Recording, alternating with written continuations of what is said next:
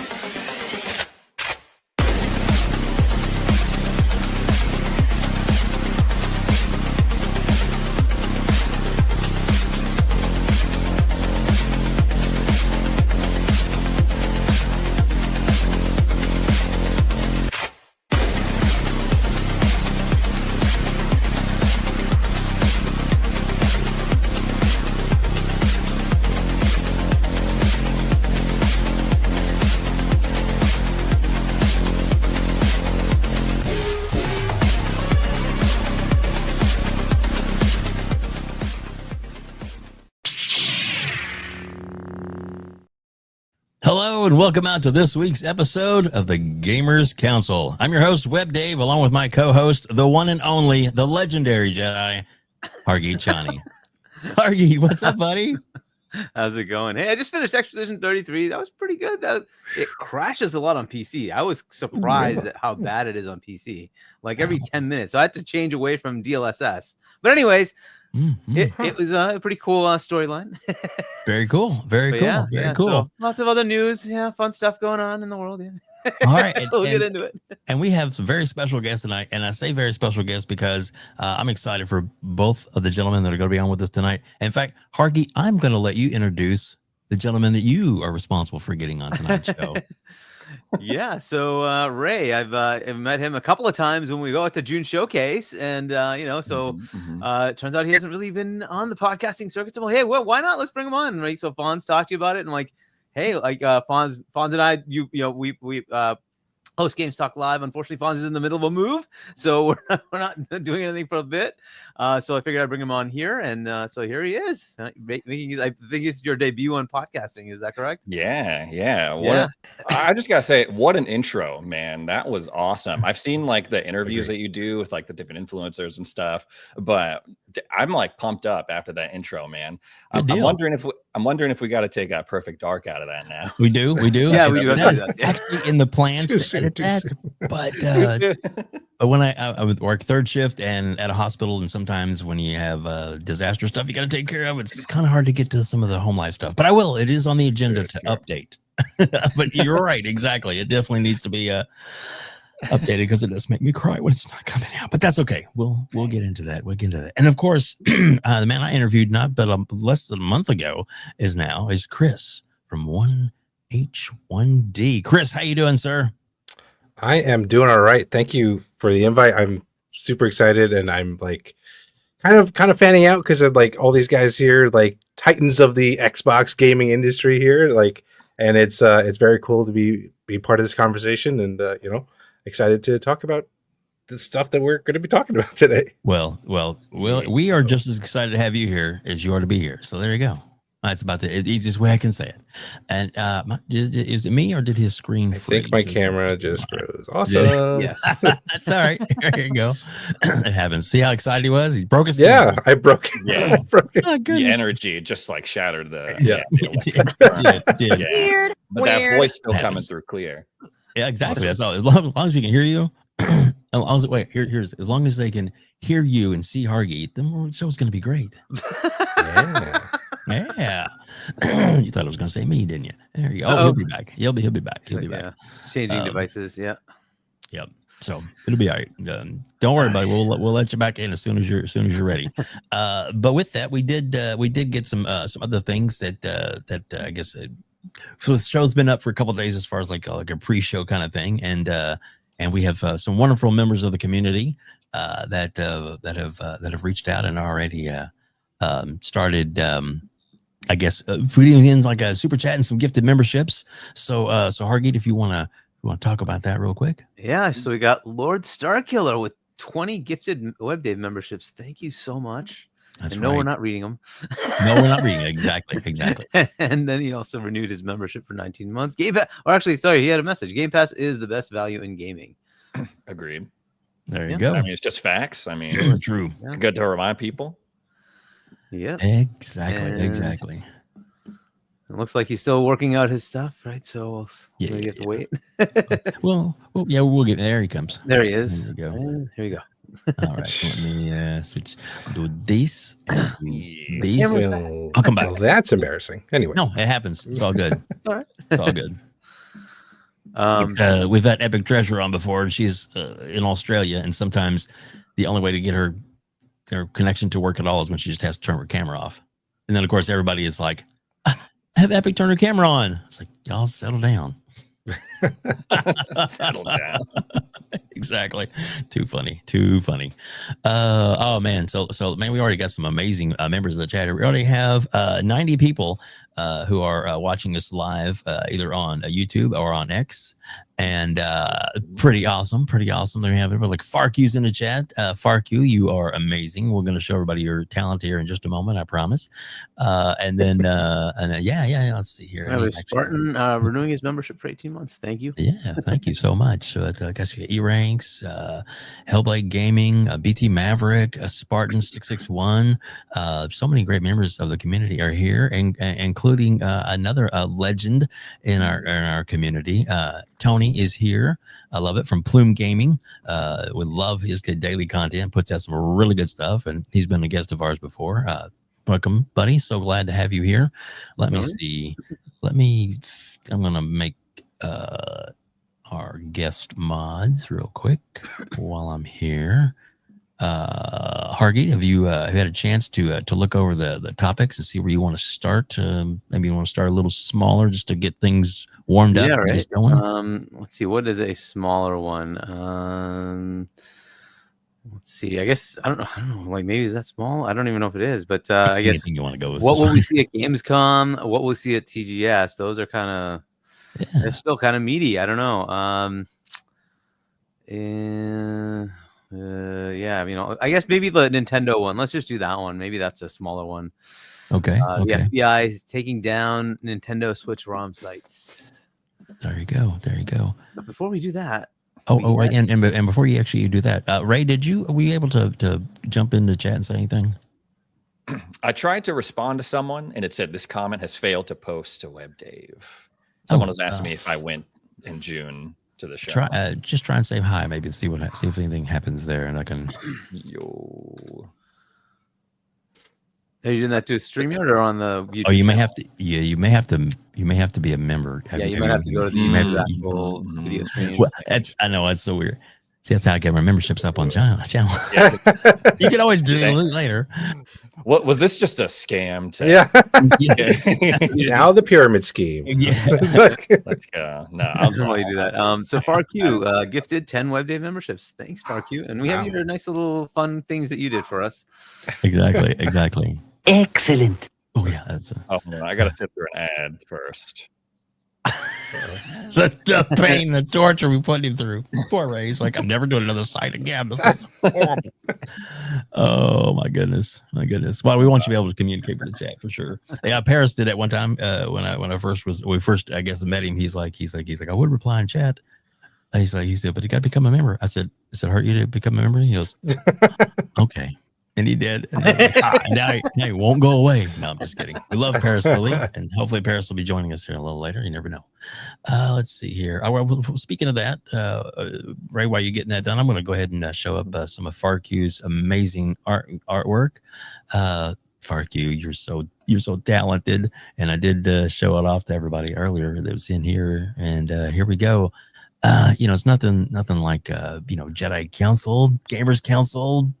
Everybody having lightsabers. I love it. It's great work, man. Yeah, he's quite talented, and I'll have to tell everybody that me and Chris did have matching hair at one time, and then he went back and fixed that for me. Thanks, buddy. I mean, my hair doesn't look quite that good, but boy, it definitely looks a lot better. Oh, all right, cool. Oh. He joined as a member. Oh my god! Thank you for becoming a member of the channel, Ray. Well, I mean, it was just subscribed to the channel is what I meant to say.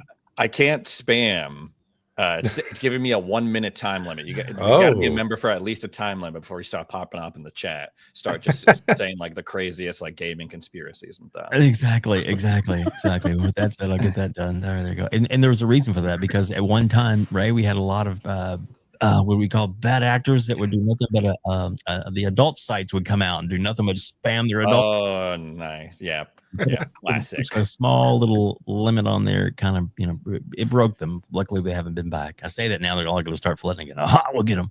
No. We're trying to discuss some real things. Get that smut. Exactly. No distraction. We need to talk real smut. We have Hargeet for that. Since he actually put it in, Ray has now become a member. Thank you. Hey, thank you so much. I'll send you the $1 back, buddy. I'm sorry. I really feel bad about that. Dude, oh my goodness. Let it ride. Oh goodness. Okay. Did you actually get to say anything in the chat yet? I haven't. I'm still on the time restriction, but I'm going to respond to the, hey, it's Xbox ready guy. Yeah, it's great to see everyone. I just assumed that everywhere I show up, no one knows who I am, because I mean, ultimately at the end of the day, I am a content creator in a sea of content creators, an ocean of content creators. So, I mean, the first time I got recognized out in public, I was like, what? Yeah, seriously? They're like, yeah, I watch your channel all the time. And my wife was so excited that she took a picture to commemorate the moment. She was like, oh, someone recognized you. Let's take a picture like all together. I was like, okay. Yeah, so someone was asking if I was at the show in June. Yes.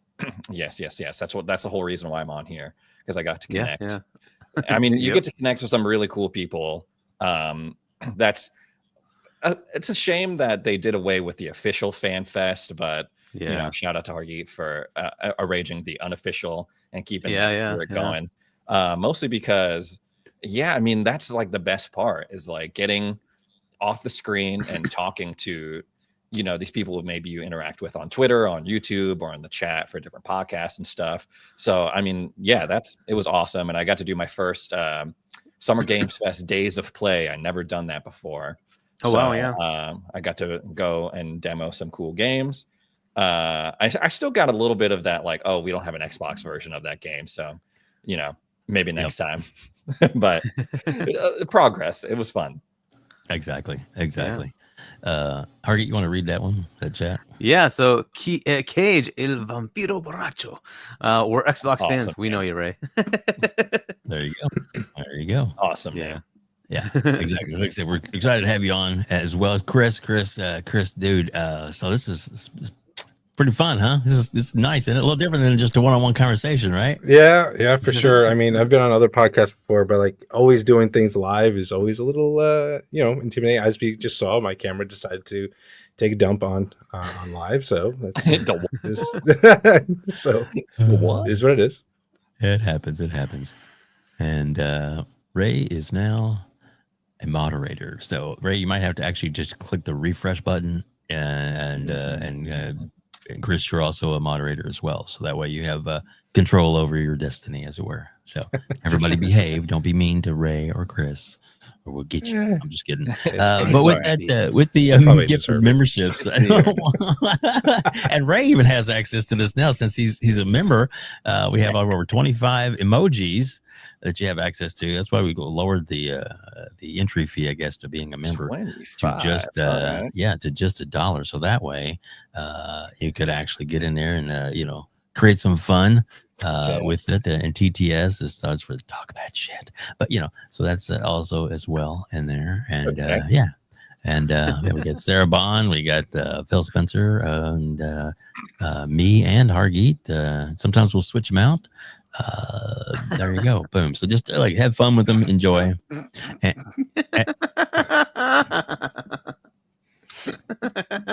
that one say, Hargeet? So Ray, you probably don't know this one. I don't know if Chris, you know about this, but a while back, what Dave was talking about, Epic Treasure reading Bram Stoker's Dracula, and misspoke and said Bram Stoker. And they won't let me live it down. That's right.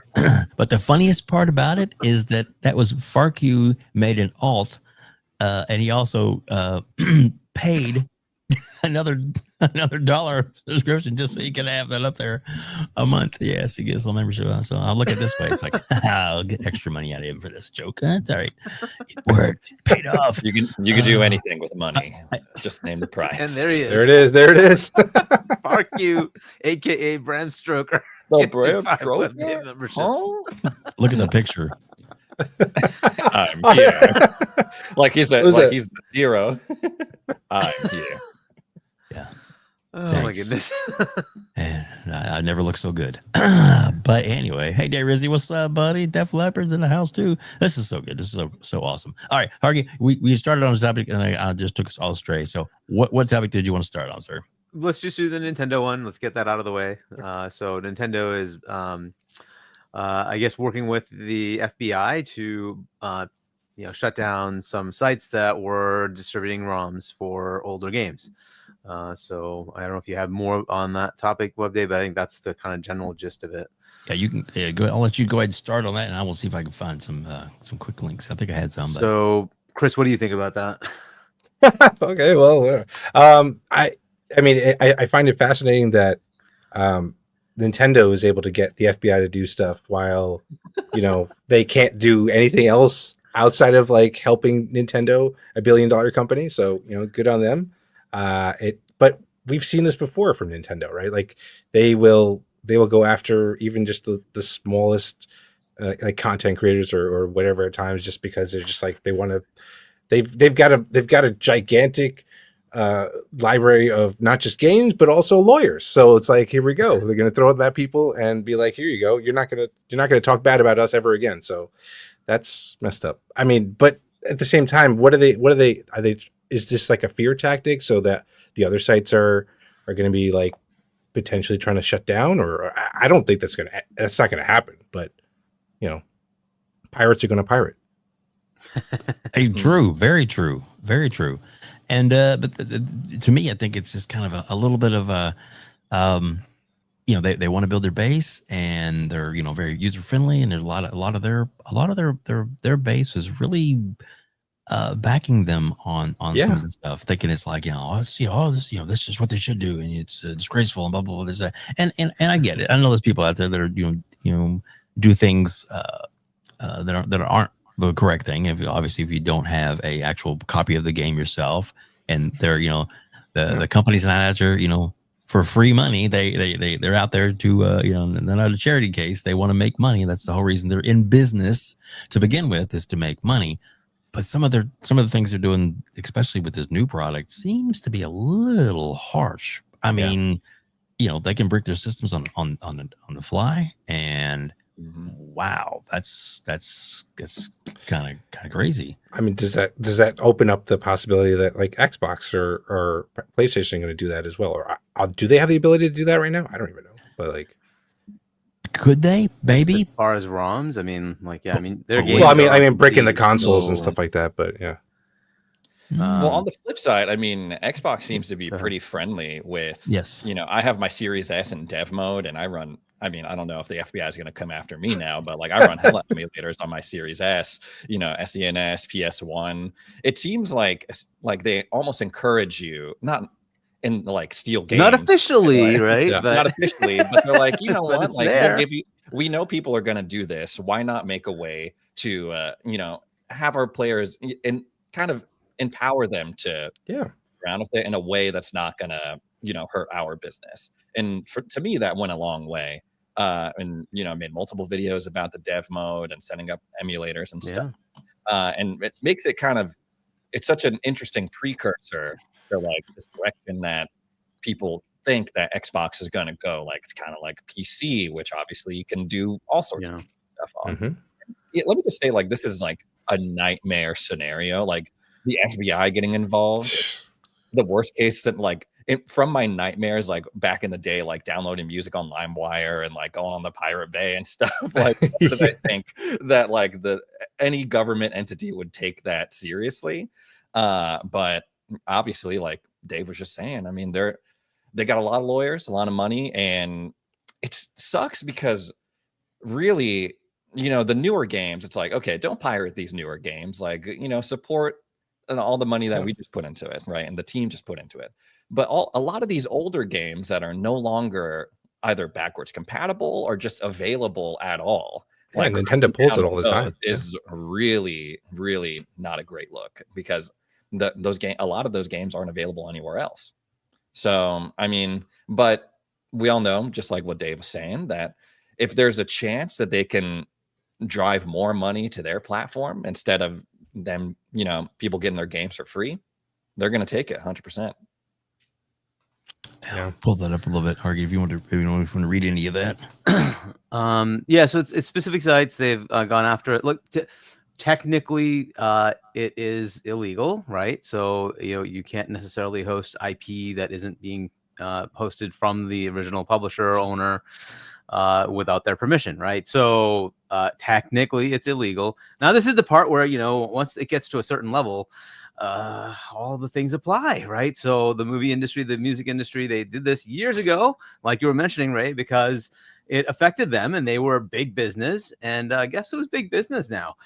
Gaming trounces the other ones. And yeah, they're going to do this. This is just the way it is. So to your point of like older games, I think this is kind of the downside of being too pushy on older stuff.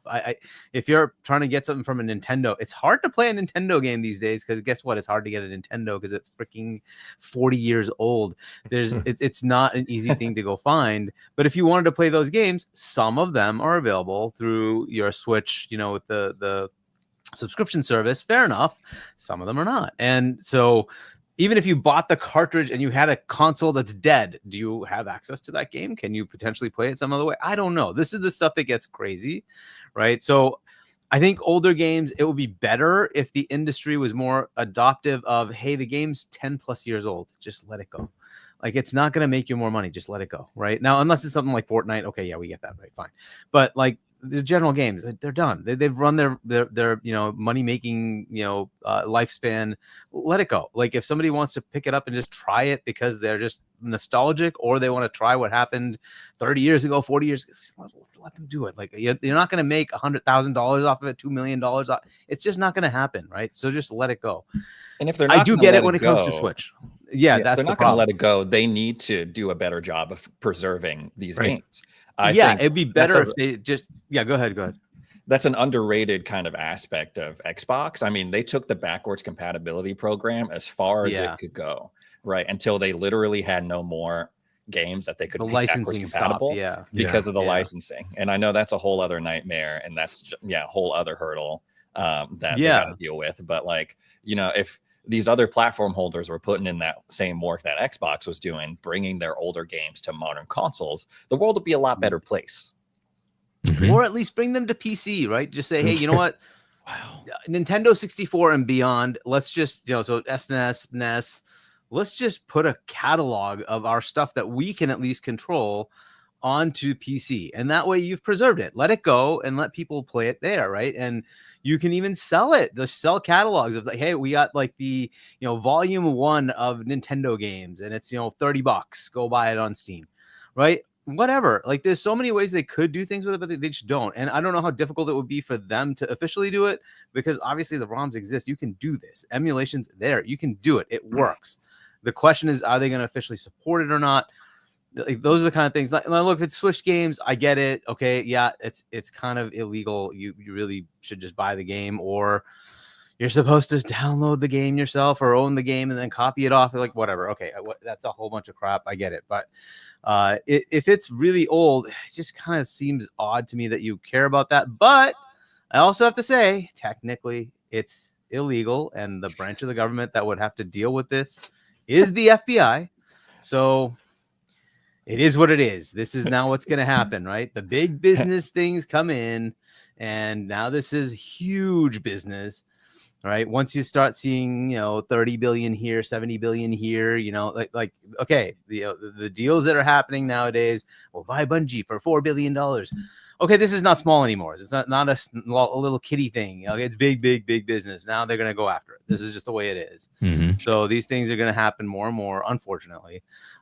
Whichever company is going to push it, they're going to push it. It generally seems Microsoft is a little bit more lenient, Don't be surprised if they don't go into this as well, but they're generally more lenient. I generally see PlayStation's kind of in the same realm, but they can be a little bit annoying, but they're generally more lenient. Nintendo has always been not so happy with this.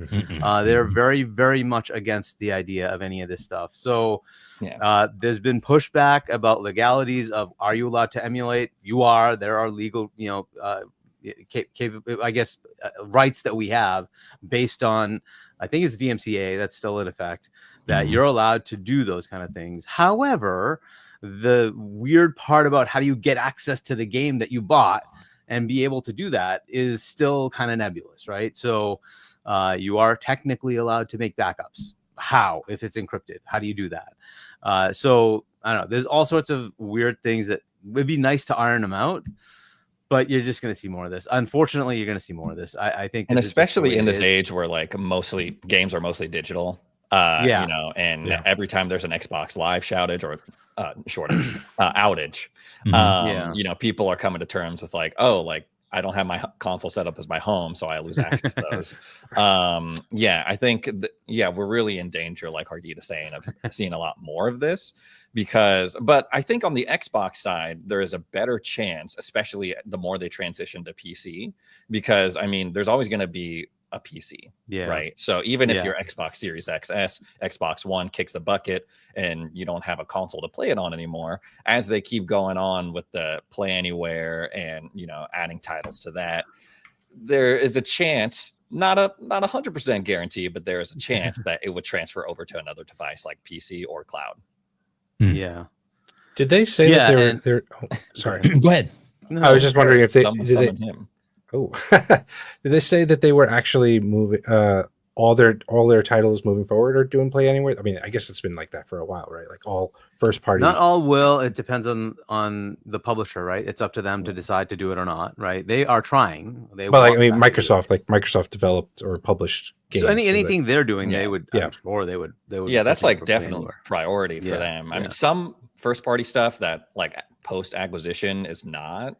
Technically, like some of the Activision Blizzard games that are coming out still don't have it, but I think that's got to be priority number one for them, right? Like everything that we're putting out, you get multiple copies of the game, PC, cloud. It's just a good marketing and console going forward. Yeah. For So Tony here, I don't see why the FBI would be wasting. As I told you, the reason is simple. It's big money. Unfortunately, once you get into big money, this is what happens. They're gonna, there's definitely gonna be lobbying for this stuff, and they're gonna see that it's multi-billions, and like, okay, we have to go after it. Here's another problem: if you're gonna create trade agreements with other countries that say you have to honor our IP, and we're not doing it, right? If we have sites that are not doing that for a Japanese company, well, then we have that gun in our face. So unfortunately, this is just gonna keep happening. Like if we go after China, hey, you don't honor our IP, like, but you guys have these sites up, like that's just a fact, and that's true. So what are we supposed to do? I guess this is what's going to happen. I'm sorry, but this is just going to happen. I don't see this getting any better. I think it's going to get worse. Unfortunately, I think this is just going to keep going. Yeah, I agreed for sure. Pull that quote down.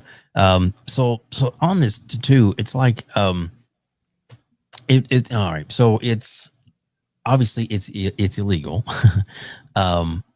to just to put stuff up. I mean, that's kind of the no-brainer part. I guess the part that's it seems a little harsh is that some of the things that Nintendo is doing this gen, which I get that they're wanting to stop. Or I say this gen, it's their newest console, the Switch 2, is different than what they've looked at it before.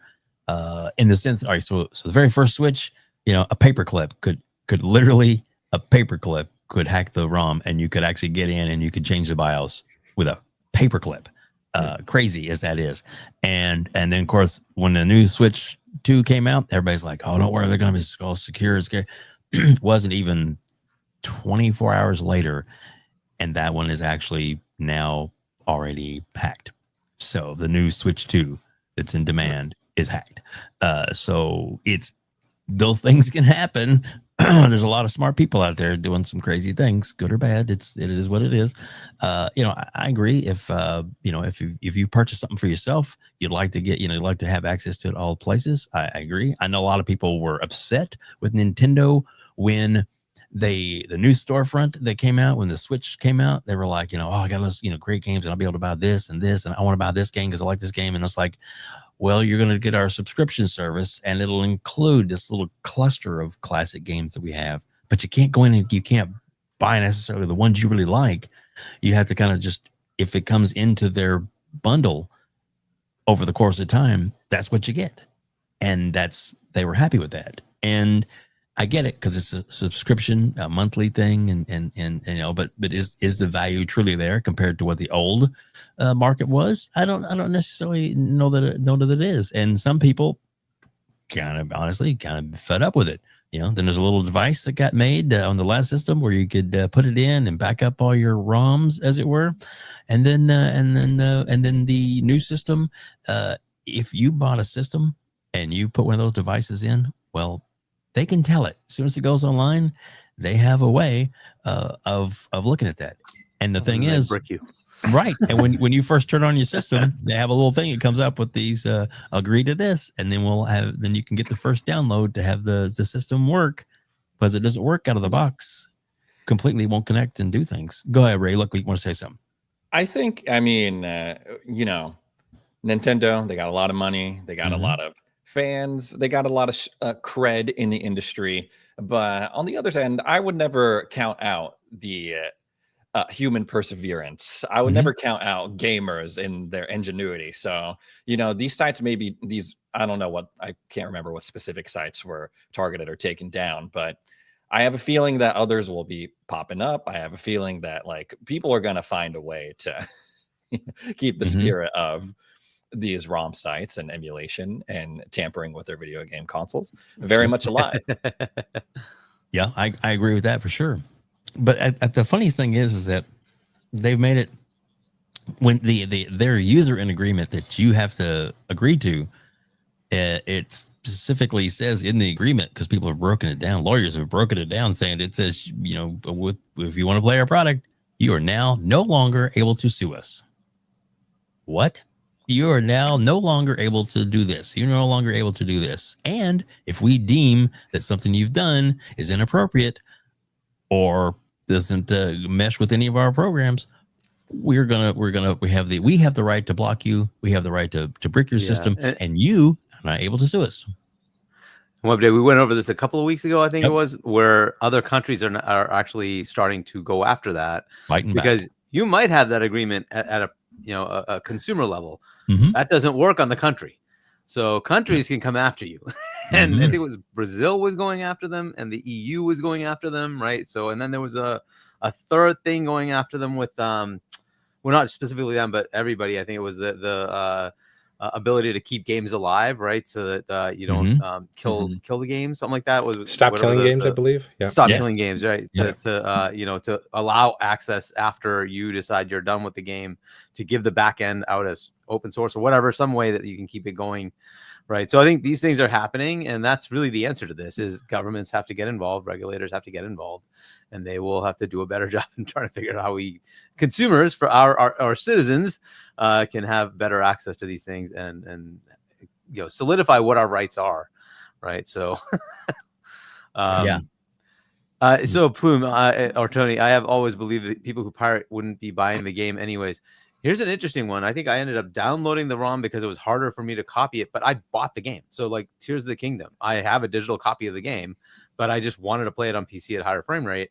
So fine, I'll just download it, but I own it. I bought it. I paid full price. So it's I didn't really, skip paying them or anything. Right. Whatever. So I don't know how many are doing that. Right. So I don't know if they account for that. Right. But it's all right, I have it. I even turned it on the Switch, but I'm I want to play it at 60 frames. So I'm going to go over here on PC and play it there. So what? You could play it at 60 frames? I could play it. Now you can do that on Switch too, right? It comes, but you have to pay for that. You have to pay. You have to pay. Yeah, you have to pay an upgrade fee. Give me your money. I don't care. I'd pay the upgrade fee. I don't care, whatever. But some people would rather pirate games over signing up for Xbox Game Pass, the best value in gaming.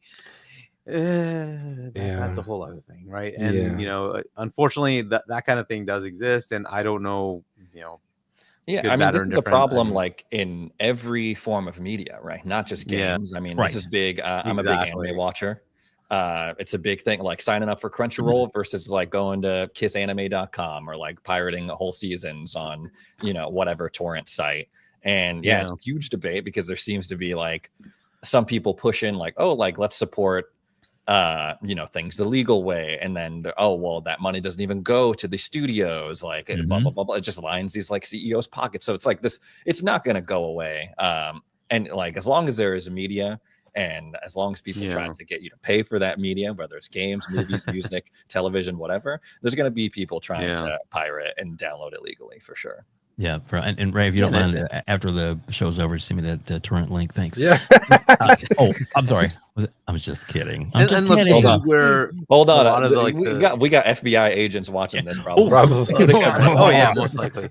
And this is where I think like the union things where they're starting to go into it, delve into it. They should do that as far as digital access and making sure that actors are paid equivalently. I think it was a famous one with Scarlett Johansson on Black Widow that did not go to the theaters. It went directly to streaming, and so she lost out on what was intended to be a part of the contract where she would get royalties, and that just didn't happen because it never went to the theaters, right? And it's like, well, okay, cool. This is the stuff you need to look forward to, is like to make sure the contracts work correctly for this kind of medium where, like what you're saying, Ray, it doesn't just go to the company, it goes to the people making the content, right? Like the normal people in the bottom levels, and also the actors and actresses, like all those people need to get paid accordingly, and it should work that way, right? If we're paying, we're expecting to pay those people who do the work, right? So, and she won her lawsuit, by the way. Which good for her. Like that's how it should be, right? And so because they kind of breached it, they decided, hey, we're not going to do what we promised to do. We're going to go a different direction. Like, okay, well, but now you broke the contract, right?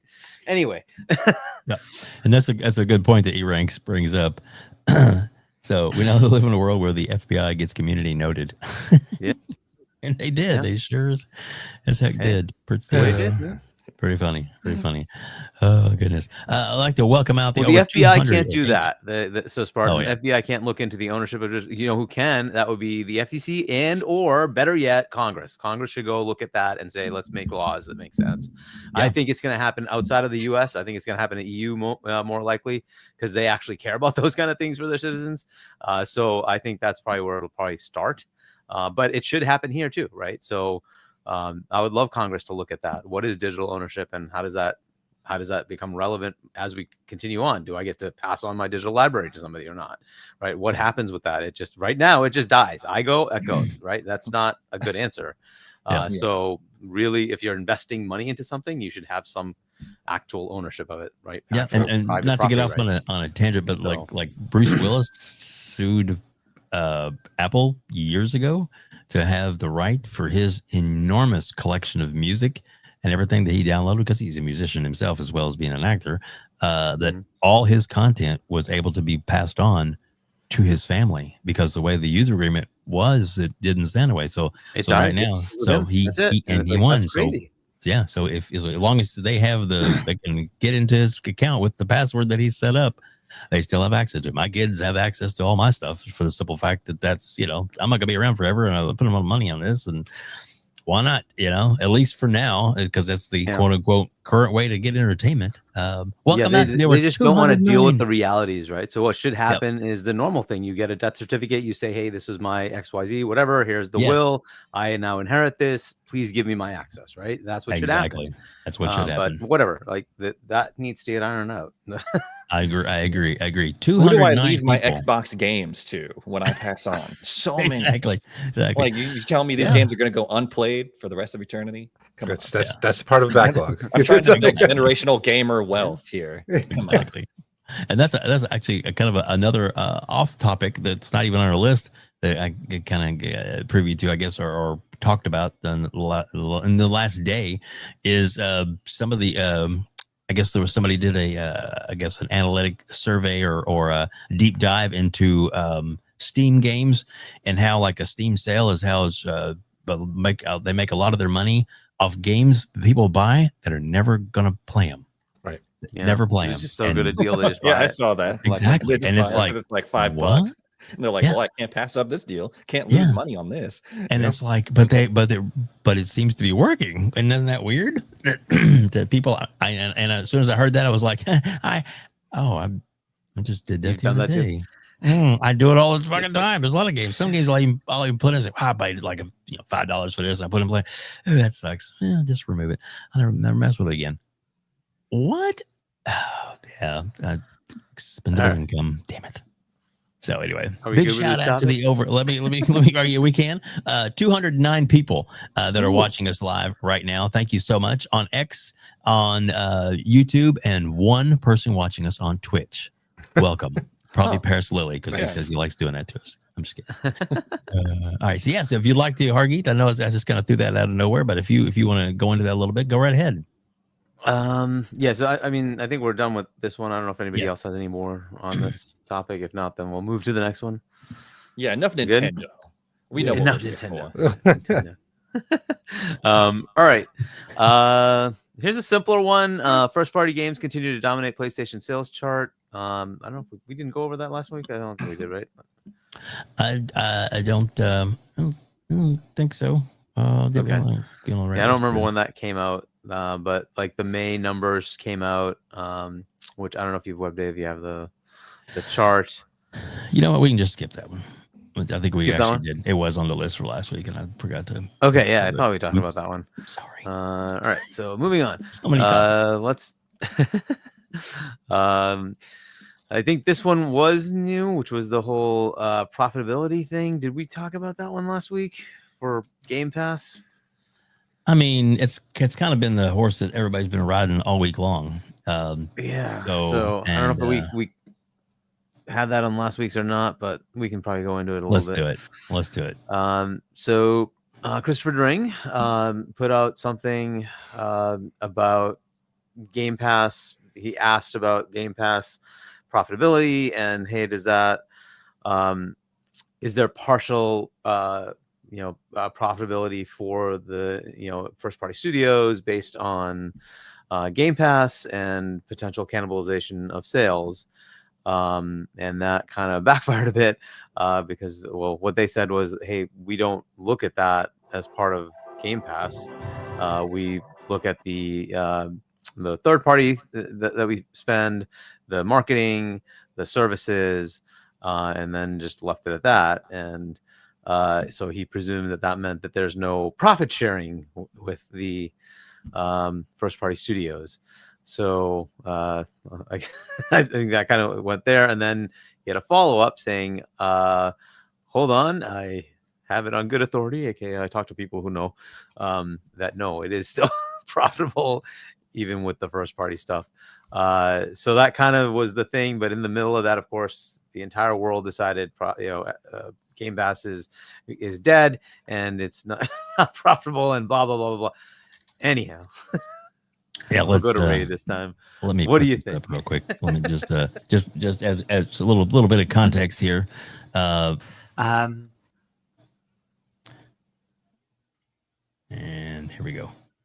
But it's interesting. I was watching Michael Pactor's podcast and he was talking about how it's all about Game Pass for Xbox. Yeah, I actually was hearing that that Microsoft's putting a little bit less focus on Game Pass. So who knows?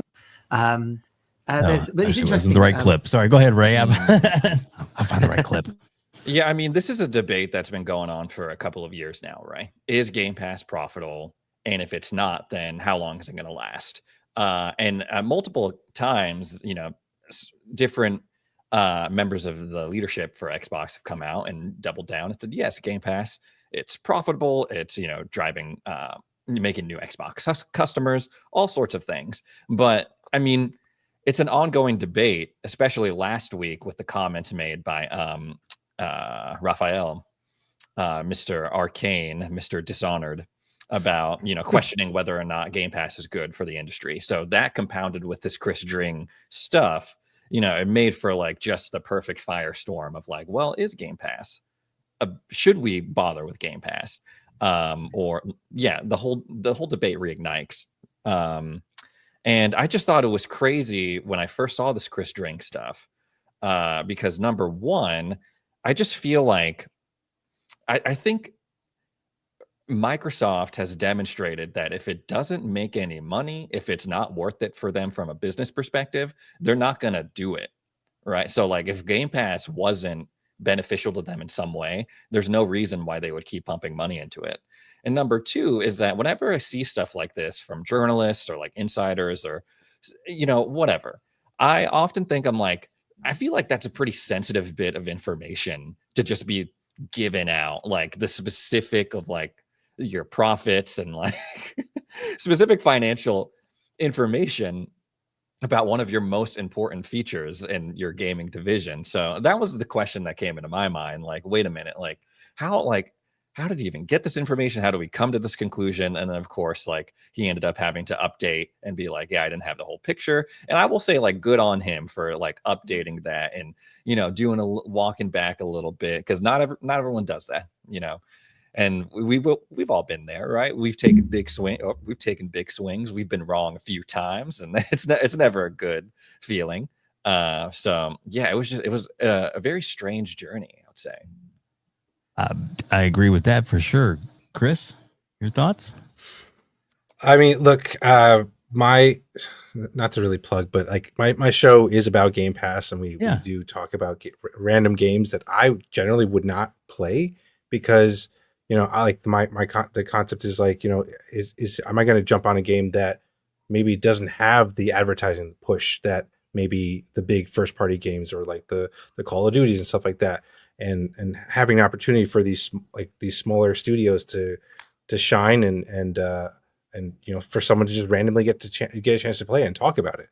Like that's what we've seen a lot of those games come out there that have gone and done great. I mean, of course.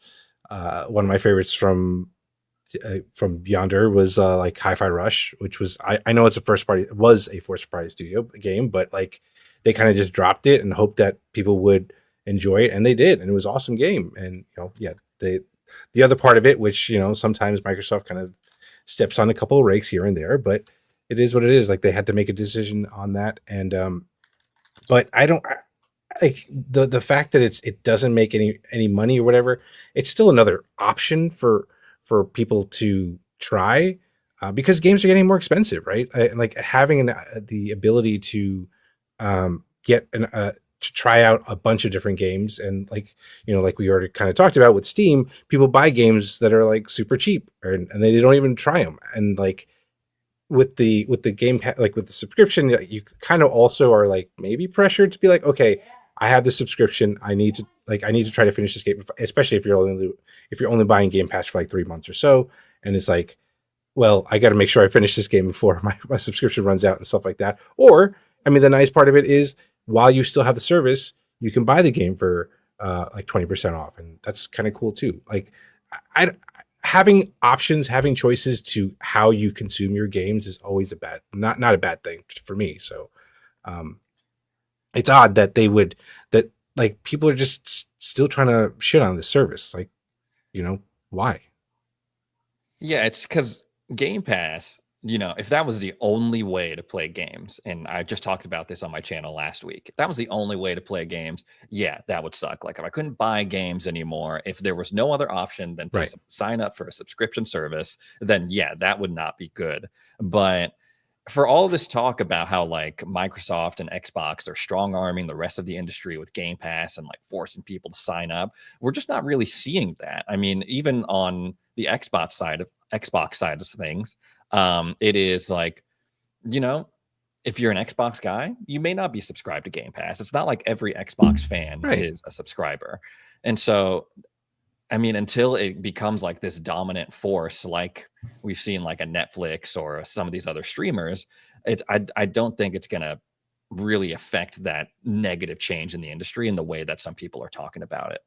And I feel like, I used to rent games all the time. I used to rent games all the damn time, and no one said anything about it back in the day. Like, oh, you know what? Like, you're not really supporting the studio because you're playing the games through your freaking Blockbuster Game Rush subscription. And like, no one was talking about that. It was just like, I want to try these games. And that was that. But now suddenly with Game Pass and the whole digital ownership. It's suddenly a bad thing. Suddenly I'm destroying the industry, and Well, I just don't see it. It's because Microsoft's doing it, right? That's like if it was Nintendo or Sony that was like, I mean, okay, they do have a PlayStation Plus. It's not as great, but it's there. There's an option, but it's unfortunate. Like, and like even, I mean, they've been talking about digital games and all this stuff for years, right? When the Xbox One came out, they were trying to push it then, and then like people like poo-pooed on it, and then they pivoted, and then everyone else kind of like had their own version of this, and then like, oh yeah, that's actually really cool. And it's like we've been doing this for years. Like, or we had this idea for years ago. Like, why now? Like, it's sometimes they just get so they're so far ahead with their concepts that it just takes some time. It takes some time for people to kind of like accept it. Yeah, I think this Gentle Stone in the chat brings up a good point. It's not necessarily Game Pass. It's this younger gamers. I was reading about this too. Like, they're not really into like buying like a bunch of games, or like they're more into like the free to play stuff, like multiplayer competitive games with seasons and battle passes and things like that, which is not, those aren't the type of people that are signing up for Game Pass, right? Because you sign up for Game Pass, whether it's PC or Ultimate, you're going in with the expectation that you're probably going to play a ton of games, right? To justify your subscription, right? And if you're not, if you're only like, I only play like Apex, or like I'm on Marvel Rivals right now, like you don't necessarily need a subscription, which is fine. But I think Game Pass in its inception, it didn't really, I'm not sure if it really accounted for like that growing trend of like free to play dominance and mobile gaming and all these other types of gaming. All right. So shall I jump in? Yes, you shall. All right. So the first part, the question itself is wrong. Here's the problem. If I work for a company, I can do as much as I want, make as much as I want. It's not going to affect me specifically, it affects the company. So in other words, if Naughty Dog makes $1 billion, they don't make $1 billion. PlayStation and Sony made the $1 billion. That's the way it is. Like Ray, you were saying before, when somebody buys content, I pay for that anime. Who's making that money? It's not the content creator. It's the company that's selling it to you. So that's how this works. So the question itself is wrong. Now, he's got the right things here. Basically, the game is going to make money based on many factors, right? And ultimately, it is a sunk cost to Microsoft and Xbox to put out content so you're on their platform, right? So how they make money is irrelevant to that. Now, they make a lot off of Game Pass. They really do. It's in the 4, 5, 6 billion a year range. That's a lot of money. We know they take $1 billion and give it to third parties. That leaves the rest for their services, for their marketing, and for their first party, stable of studios, right? But ultimately, they're getting paychecks. They're not getting profits. So the next time, Bethesda is going to make a game, so, Todd Howard's team, they're not making the profits. Who makes the profits? Xbox and Microsoft. That's how it works. Okay, so what they need to do is balance their sheet. As long as they can do that, however they do that, it's irrelevant to the rest of it, right? Now, they have to then figure out, did South of Midnight make enough of a dent in our platform to make it worth it, right? Whether it made money or not is irrelevant. It's Xbox has to return this much net operating income back to the company. Fine. How they do that, who cares? They can get it all from Candy Crush. It doesn't matter, right? Wherever they get it, that's on them, right? The ultimate thing is it enough for them to sustain their studios and be profitable enough to keep Amy Hood and Satya Nadella happy? That's ultimately all it comes down to. So when they say Game Pass is profitable for us, it's in the mix of all the stuff they do. They're making enough to keep those people at bay. That's all it means. And so you have to frame it differently. So when Insomniac makes the next Wolverine or Spider-Man, they're not making that money. PlayStation and Sony are making that money. When Nintendo releases the next Mario, it's not the studio making the money. It's Nintendo makes the money. It's just the way it is. Nobody questions Ubisoft Plus. Oh my God, how is Ubisoft going to survive? Why do they have this subscription? Nobody cares. Oh no! Nobody cares. What happened? What happened? Nobody How cares. terrible! That's just... EA Play has existed for how long? Yeah. Who cares? Yep. You access it the way you want. Their bottom line, not my problem. That's their problem. That's not my problem. I'm the consumer, right? So if EA thinks giving me a $15 a month service is good enough to get me all their games, fair enough. If Ubisoft Plus at, what is it, 19, 20 bucks a month? If that works for them, great. If it doesn't work for them, they'll change it. I don't know why we need to nickel and dime a $4 trillion freaking company who knows how to make money. Yep. I'm kind of done with this bullshit narrative. Their profits at Microsoft are enough to be the market cap of Sony. Their profits at Microsoft. Why do I care? They literally could go buy that stupid company and shut Sony down. What difference? Like, get over this. This all comes from the same problem of insecurity. They just don't like it from Xbox. They just don't like it from Xbox. And I'm kind of just done with this overt, ridiculous narrative. If they don't want, if they think it's not profitable, Microsoft has been known throughout their history. This isn't working for us. Bye. Yep. This is not a big thing. Why do we care? It's not our problem. While they're giving it to us, enjoy it. If devs start to complain, okay, that's a thing. But right now, devs aren't really complaining. En masse, most of them are happy with it. That's why I was confused about the Arcane comments, like, because they're an internal studio. Like, why was that like a thing? That guy hasn't been there for that long. He hasn't been there while they've been owned by us. So it's like, okay, is this really like, okay, I'm not sure why he wants to be outspoken about it. Fair enough. You know, you have opinions. Great. That's awesome. If you don't like it, Microsoft is not forcing anybody in the industry, except for the first parties, of course, but they pay them a paycheck, right, to be a part of Game Pass. You can do whatever you want. Engage however you like. You want to do Play Anywhere? Great. You don't? Okay, no problem. They are not forcing anything on anyone, except for the first party, because they pay them. They get paid paychecks. They don't get paid to be profitable. They pay paychecks. And that's the thing that just gets lost in all this, right? I'm not sure why we need to worry about this all the time. I'm just kind of done with it. If Microsoft doesn't think it's profitable, they'll stop it. Right, until then, I've got my service.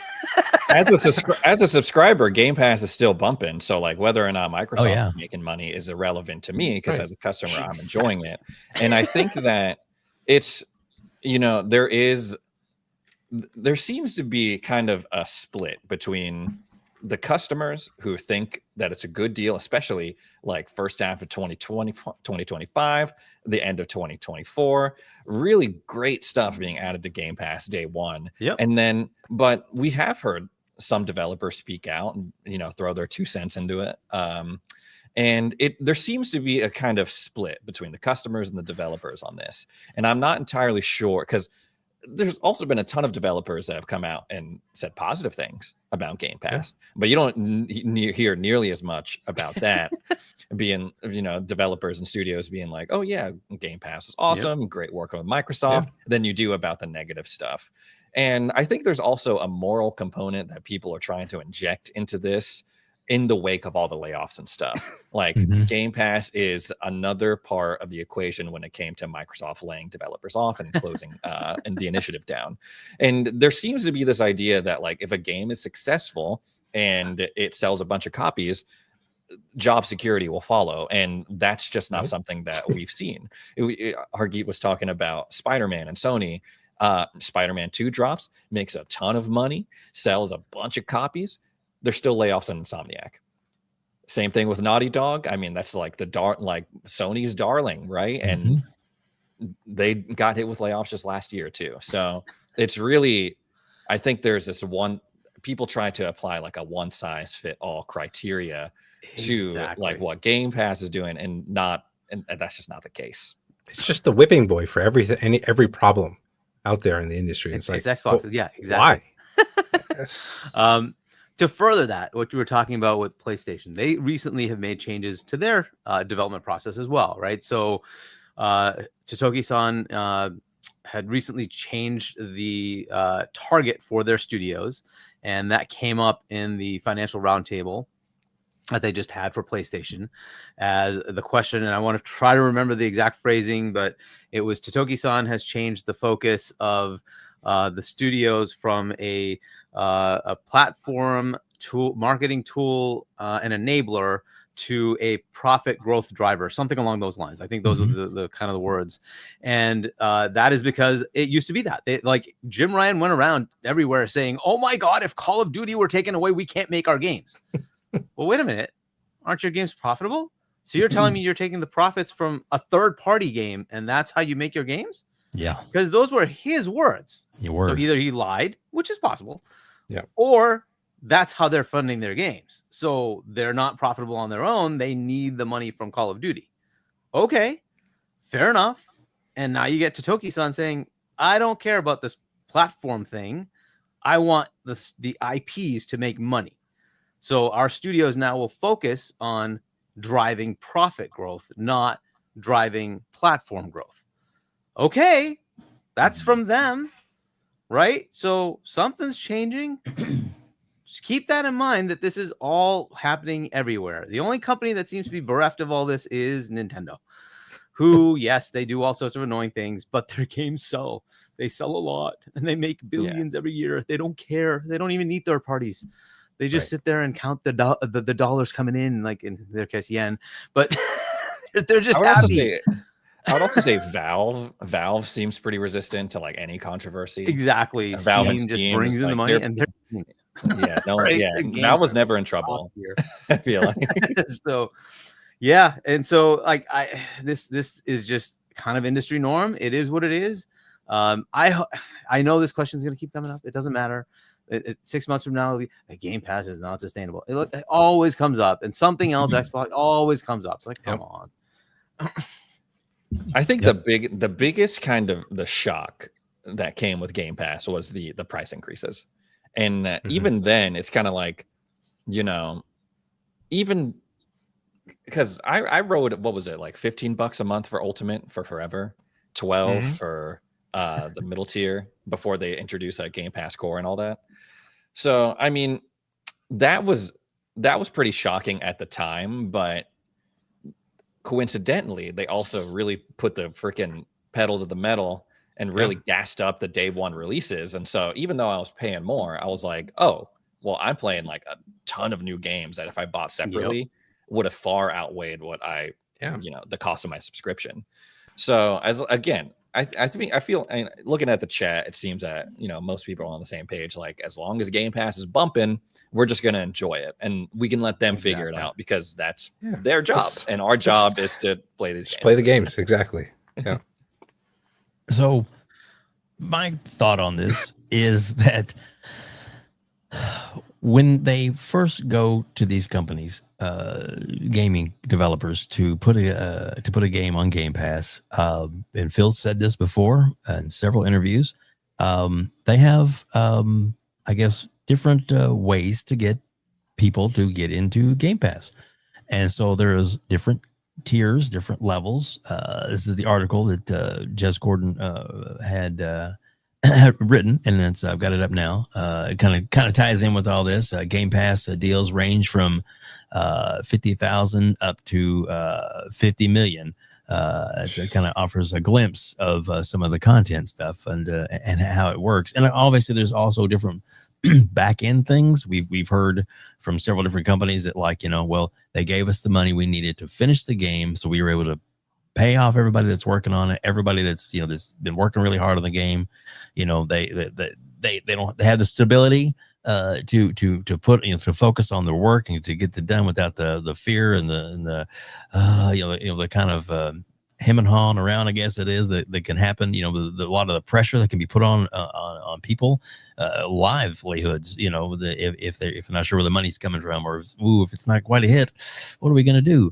If they put a product out there that the Game Pass that Microsoft feels strongly in, and they bring it to the service, it's beneficial for them, and it also is beneficial in the sense that there is a lot of different ways to look at it. In other words, there's different levels, different ways they can come into it. So if somebody's like, you know, well, we have a game that's, you know, we need the money for this, but maybe after a little bit of time, you know, if we can be guaranteed that every time our game gets downloaded, that we get like a certain percentage of that, that's one of the models. If another one's like, it's big upfront push and you get maybe not so much through other, but that's the thing. Maybe they pay more to begin with, or maybe it's something like, well, if it does this much benchmark, great, we'll get this kind of thing. But then, like, say if it gets downloaded, I don't know, like, was it a game you talked about? You finished there, Hargeet, the Expedition game, right? Expedition. Exactly, and I'm sure that it probably blew away any benchmarks that they had originally set up for that, and now it's it's in Game of the Year competition and talks. People thinking it could possibly be a Game of the Year nomination, which. Agreed, it's a fantastic game. Even has Square Enix rethinking some of their the ways they're going to make games in the future. Like, these are really successful turn-based. Maybe we should go back to that. So there's there's obviously things in place in the tier in the stuff that they're doing that really makes you want to think about like, they're doing the right things. A company can always say no, and there has been companies that have said no. Whether I'm sure they've approached a lot of big companies with a lot of big games. Take-Two Interactive for one. Hey, why don't you bring this over here? Yeah, we don't really need this in Game Pass. It's going to be good all by itself. And then later on, years down the line, this game's sitting there for a while. We've kind of pretty much tapped all the resources out of it. Well, maybe we'll put it for a limited time in Game Pass, which they have done. Some of the older, Grand Theft Autos and other games that have been brought on for a little bit of time, because it's part of their business model to make it available and things go in and go out. I know Hargeet is a big proponent of something that's on the way out. Ooh, I need to finish it. And you do. Yeah. A lot of games he's got lined up is like what's leaving is what he focuses on getting taken care of, because he wants to, wants to complete the game. Completionist, which is great. Not so easy to do anymore, is it, Hargeet? Yeah, though I did finish 2 games that were leaving. Callisto Protocol, I finished that one, and there was another Case of the Gold something. I didn't finish that. Yes. I finished those two. But who knows? And maybe one of those games, which some of them may be back. And we've noticed that too. Some of the games have been in for a while, and then they, I guess, the success, and they went back out to them and like, hey, we can put this back in for a little bit if you'd like. That's happened several times. Several different games have come and gone, and then back in again. Hargeet, there's so many. I tried to play that, and I just got kind of bored with it. I don't know what it was, but I just so I didn't get too far on that. And we've got some super chats. Let's go ahead and get some of those brought up. And I think we did this one. So yes. Now we're on to thanks for bringing it up again. Yes, Dairy $2. Chris, I assume he means Drain. Got it wrong. Oh god, I don't know if he meant that word. He's too. Oh my gosh. Yeah. So we'll just keep on going. Thanks, Dairy. Okay. So. Wow. Mac 22th 54 at $5. This is an ongoing debate for content creators who are hunting for clicks, I'm assuming. Shaking my head that tax is real. Yeah, I mean, look, this part of that is true that some people do that, right? Obviously, they're trying to get clicks. That's fine. It is what it is. But in this case, I think he's like a real journalist, right? And it's like, okay, you need to be a little careful when you put things like that out. So, but either way. Eastside Vandal, $2. Why is no one talking about Ben's studio layoffs? I mean, did that happen like a month ago? When did that happen? They had some layoffs. Like a month ago. They had some layoffs. Yeah, June. Yeah. So yeah, I mean, look, it's continuing. It is what it is. Like a part of this is also people look at the scale and don't realize, like, I think PlayStation somewhere around the 5-7 in that range, 5,000 to 7,000 employees, something like that. Xbox is 22,000 employees. So when they lay off like 10%, you're talking 2,000 people. Yeah. When PlayStation lays off 10%, it's like 600-700 people. And that's kind of what they've been doing. It's in that range, right? So, but it does look a lot bigger. But ultimately, it's in that same range, right? 9-10%. It sucks. It sucks, and it puts it in line. Hiring boom, that 2020 hiring boom. And exactly. Was getting hired and getting jobs, and I mean, I remember kind of cutting back. in the whole lockdown era, trying to get any workout equipment for home workouts was crazy. And Peloton stock went like way up because everyone was buying Peloton bikes and treadmills and like all this stuff, only to come back down and just like they're just totally in the gutter, like thinking about like just disbanding the company. So it's like all like any hardware base, like and same thing with YouTube too. Like YouTube back in 2021 or any content creation, everyone was inside, everyone was watching. Oh my gosh, this is going to last forever. And it just did not. Anything tech. And it's just there's not a lot of people who could have predicted that, any of those circumstances. Yeah, exactly. And this number is crazy. Sorry, go ahead. 28,500 employees. Yeah. But to go back to like some of the Game Pass stuff, I think there's a question of like, some of these, obviously some of these bigger games skip. I think of Kingdom Come Deliverance 2, Monster Hunter Wilds, like, some of the heavy hitters that come out this year. And I think, the question is like, if those games continue to like say no thanks to Game Pass, at least for now, maybe we'll come back in a year, 2 years, as long as Microsoft and Xbox, they keep doing their job of not only the first party stuff, which is, can they sustain while these other people are passing? I think that they definitely can, between the first party stuff and these third party deals that they're either shelling out money for or like whatever, like deal that they're striking. I thought Expedition 33, I'm only on Act 3, so I haven't finished the game. But that was a massive get for Xbox and for Game Pass, especially because I think it was a gamble that ultimately paid off, because this time last year, no one was talking about Expedition 33. And for sure at that point, people had already played it. And so for Xbox, whoever was in charge of, like, I don't know, I'm thinking about it in sports terms, like they have scouting people, like, oh no, we gotta feature this in Developer Direct, and we gotta get it day one to Game Pass. That was a huge win for them, because I think a similar situation that did not result in a win for them was, I feel like they had the opportunity to get Baldur's Gate 3 onto Game Pass, but they were like, no one's gonna really like that game because it's like kind of like a D&D, or at least that's what like the rumors were saying, and then obviously that blew up. So I feel like this Expedition 33 is like a correction of that like mistake.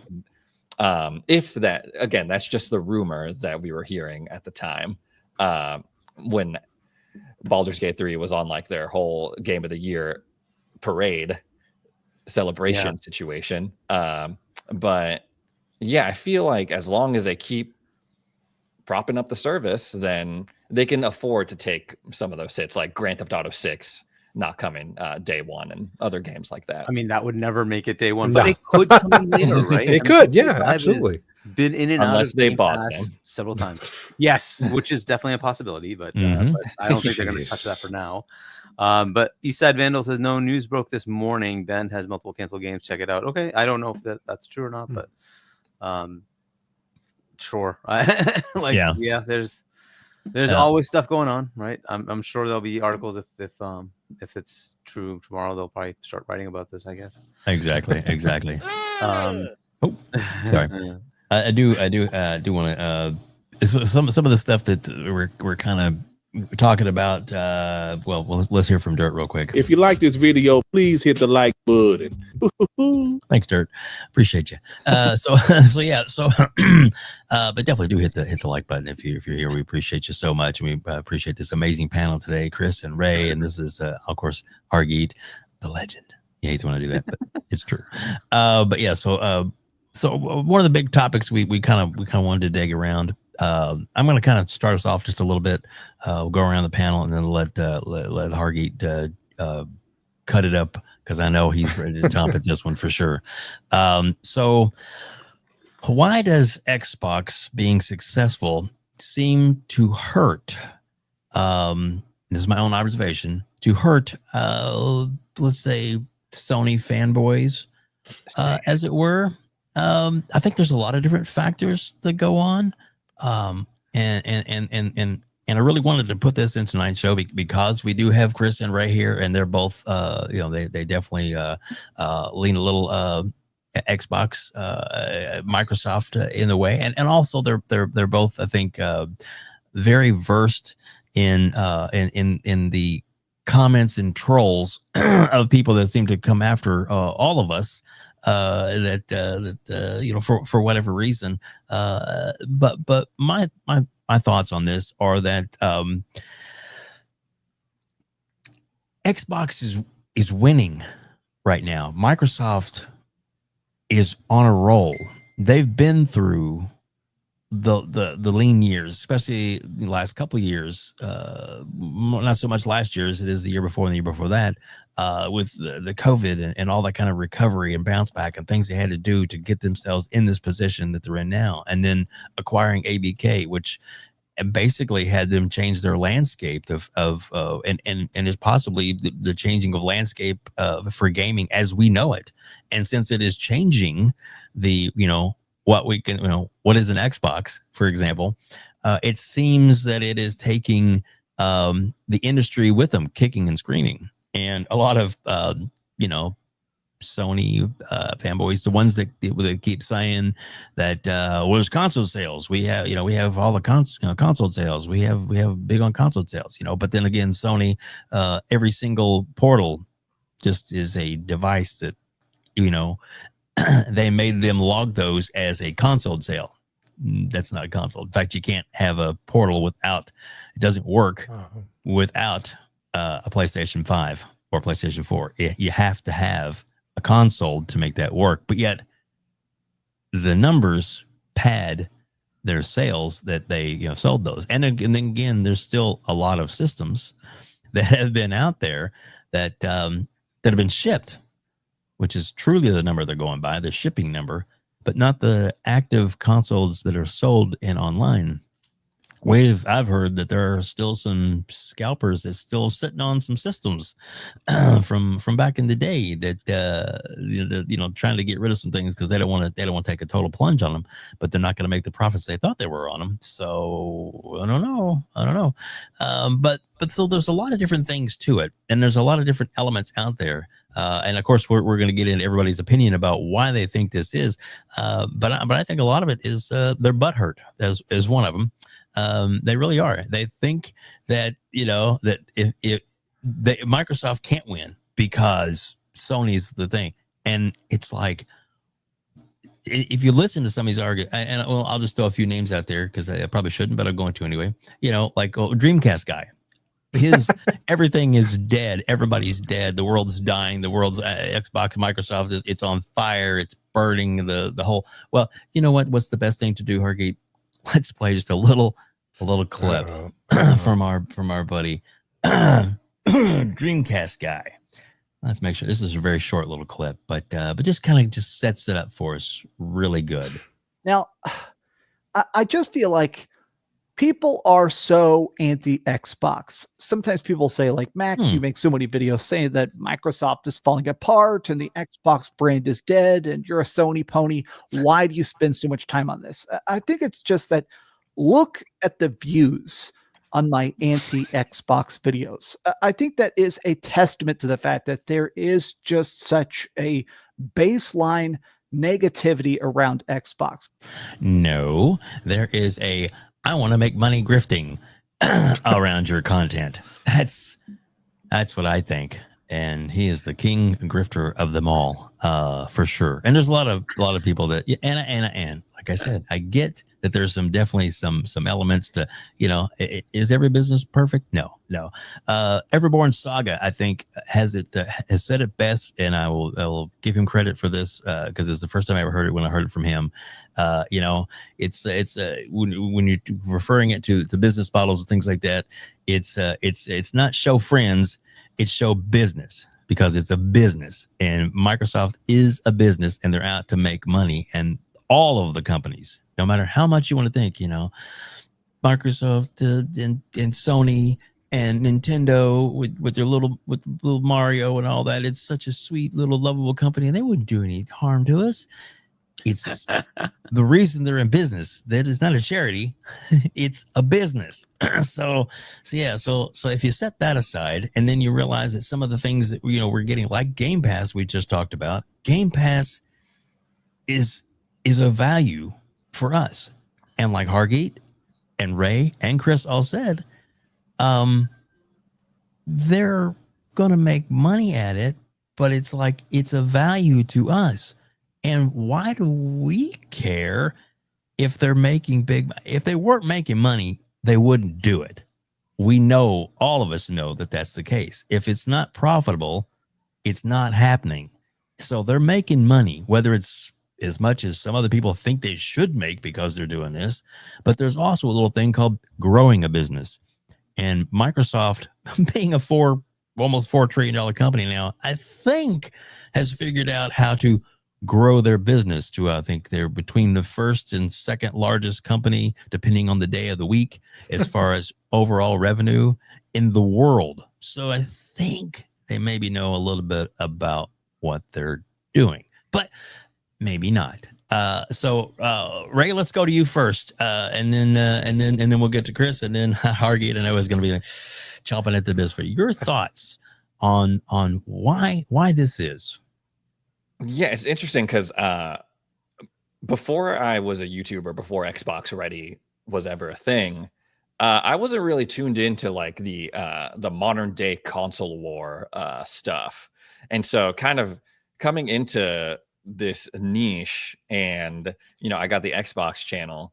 It was really interesting to see people's reactions across different platforms: Twitter, YouTube, TikTok, but I remember how the moment that I realized that it was like really serious for a lot of people on the internet, because my Preston in the chat mentioned my buddy Jimmy Champagne, who his channel came first, PS Ready, before Xbox Ready, and at the time he was doing a lot of work with Austin Evans, and they had just done this video where they did a teardown of a PS5. It was a new SKU, and it was basically the same PS5, but it had a smaller heatsink and it was a different metal. And at the time in the video, they were like, well, seeing this heatsink and comparing it to the old one that was on the launch model, it is, I have to assume that it is not as good of a heatsink as that original one. And that was the first time I really saw like how crazy this can get, because suddenly Jimmy was like getting doxxed and like death threats and like all sorts of crazy stuff. And I was like, whoa. And that's like right before we launched Xbox Ready. And so kind of there are thinking about it as like the winners and losers it's never really been my thing, even though I've obviously have an Xbox lean. It's been my primary gaming system since 360 gen, so talk about like 15 years at this point. So it's because and that's the other interesting side to it, right? Like as you were mentioning earlier, we've heard it all from trolls, and every one of us have, and I've heard it all. I've heard shill, I've heard fake Xbox fan. I've seen that a few times. And so it's interesting seeing the response to a lot of these things, because I just get on and while I am a fan of Xbox, there are things that they do that I'm like, what's going on here? And then there are other things that they do that I think is really cool and innovative. So Drake Williams, I remember that video. I believe that heatsink was smaller in the new SKU. Yeah. And so, but I think right now it's such a weird time for Xbox, because I feel like people were just starting to get into what they were moving towards, the multi-platform stuff, the play anywhere stuff. This is an Xbox. I feel like people were just starting to get over that hill after that initial outrage, after they came out and did the whole Sea of Thieves, Hi-Fi Rush, and Pentiment on PlayStation and Nintendo. And then then you got the timing of the layoffs, right? And so a lot of questions start to swirl. And I think that is the number one thing that Xbox needs to work on, because it seems like there's always something going on with their studios. Some sort of crunch happening, some sort of like we just see a lot of these stories like with Arcane Austin and, them shipping Redfall, and, these games are taking a long time. They're getting delayed. So to me, that's the number one thing Xbox needs to work on. Like they're basically just from start to finish, how long it takes to develop a game. And when it gets to the finish line, making sure everything's there, everything's cool. Because sometimes it is like that. And sometimes, like we've seen with Halo Infinite, not all the features are there. But overall, seeing kind of, it's just, they're doing so many things that we've just never seen before, right? Especially with the multi-platform stuff, especially with, licensing out their name to other hardware manufacturers like Asus. And so I could see that rubbing a lot of people the wrong way, especially if you have been a fan of games for a while, because that's just not how this has ever been done. You bought the one console and you got it because of the exclusives, and you had that for what, 6, 7, 8 years, and then you bought the next one, right? They just have, so there is a chance that, we look back on this in 10 years. It's like, well, that's, like we look back on the Xbox One generation. Oh, here's where this went wrong, this went wrong, this went wrong. There's a chance that we'll be doing that again in 10 years, but there's also a chance that, oh, like that truly was innovation at the time. Like it's your games coming to PC the same day that they launch, multiple console options, PC console hybrids. And I'm leaning towards, like, based off of what else we're seeing in the gaming industry and what is happening on other platforms, I'm leaning towards like Xbox, albeit some growing pains happening here and there, will ultimately be kind of on the right track for sustained success. And people, like, there's been this whole, as far as like personal feelings about it, especially from like certain fandoms and stuff, I think they're proving a lot of people wrong, for sure. I mean, how many times have you heard Xbox has no games? Xbox has no games, whether it's from certain accounts or, other content creators and stuff. And then lo and behold, Xbox puts their games on PlayStation and they buy them up. 2 million copies for Forza Horizon 5 in its first month. Most pre-ordered games as Xbox published games like Sea of Thieves, Call of Duty. So I think a lot, it's just, there's this, the hurt feelings come from when preconceived notions do not meet the reality of the situation. And that's why, like, being on Twitter or on the internet at all is like, it's not a very good barometer for like what is actually happening with these different platform holders and stuff. I remember like when freaking Hogwarts Legacy was coming out, and if I was to look on the internet, I would have thought no one was going to buy this game because it was so controversial at the time. And then it comes out, one of the best-selling games of this generation. So, yeah, too bad the One X was the original Xbox One, X-Bone. Yeah.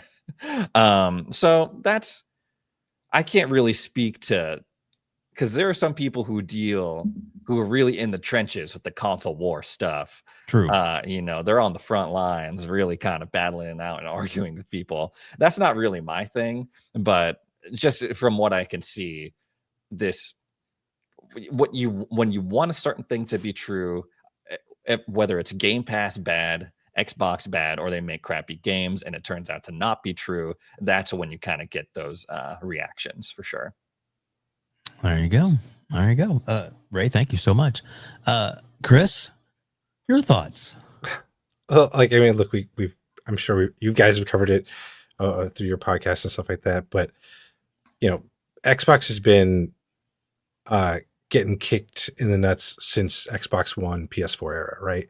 Like and it's just been, and like social media and all that stuff has just grown exponentially since then too. So everyone's like staking their flag and they're okay, PlayStation is the best here, and they had that kind of grassroots like development with their community and stuff like that. And now Microsoft is trying to like turn a new leaf, so to speak, and tried to give you, they had to pivot, right? They had to pivot because it was such a like bad generation for them. And I think they've done a pretty good job of like giving gamers like opportunities, options on how they play their games and where they play it. And now like having this, like, I don't understand why there needs to be such hate on it, because like you got like Sony should be, like, these guys on Sony should be happy that now they're getting to play the games that there's no wall that is dividing people now on terms of the games. It's like,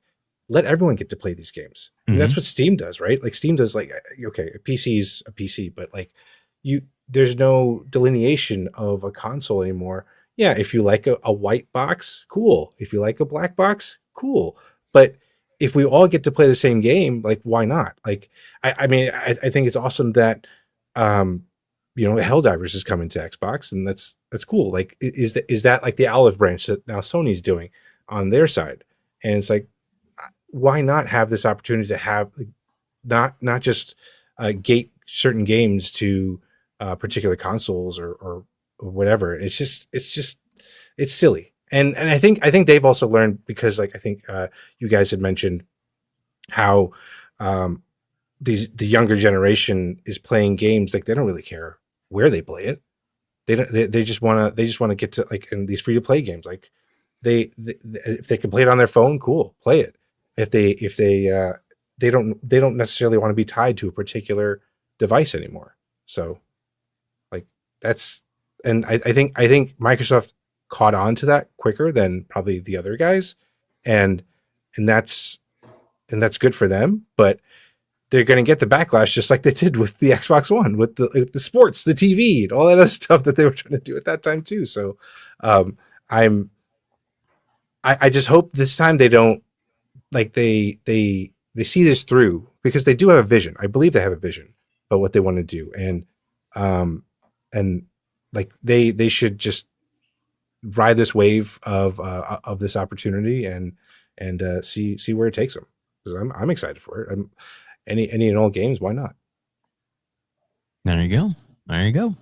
Ray, you wanted to say something? Yeah. Do you mind if I do a little bit more yapping? Go ahead, dude. Because to be fair, like this whole pivot that they're doing, it took me a while to kind of come around to it. Because I went into this generation, and especially like the ZeniMax Media acquisition, I was like, all right, that's it. Those games are all going to be exclusive to Xbox. If you want to play the next Elder Scrolls, you're going to have to buy an Xbox, or you play it on PC, something. Obviously, that has changed dramatically since.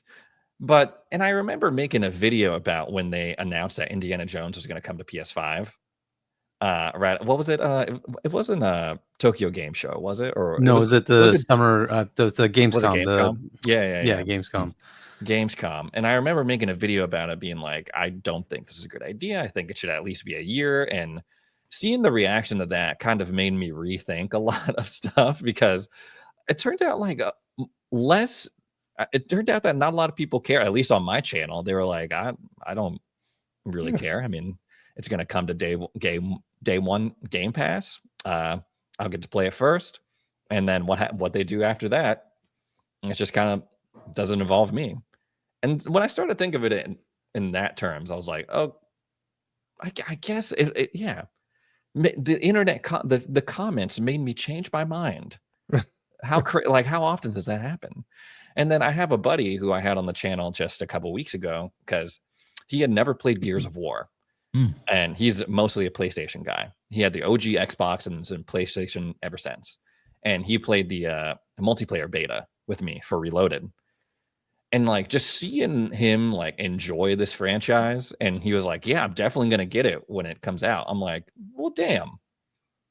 Who am I to gatekeep and say only Reloaded for me and not for you? Because just seeing him get to freaking lance a locust in half for the first time, and the joy that it brought to his face, I was like, maybe they are onto something. But it's been definitely some growing pains, especially like in the fandoms.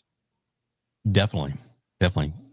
Chris, any follow up on that? Or no, I mean, I think Ray hit it on the head. Like it's people have to get on the train that Microsoft is riding, because they're doing this whether you like it. Well, hopefully you like it, because then they can keep doing it. But I think the thing is,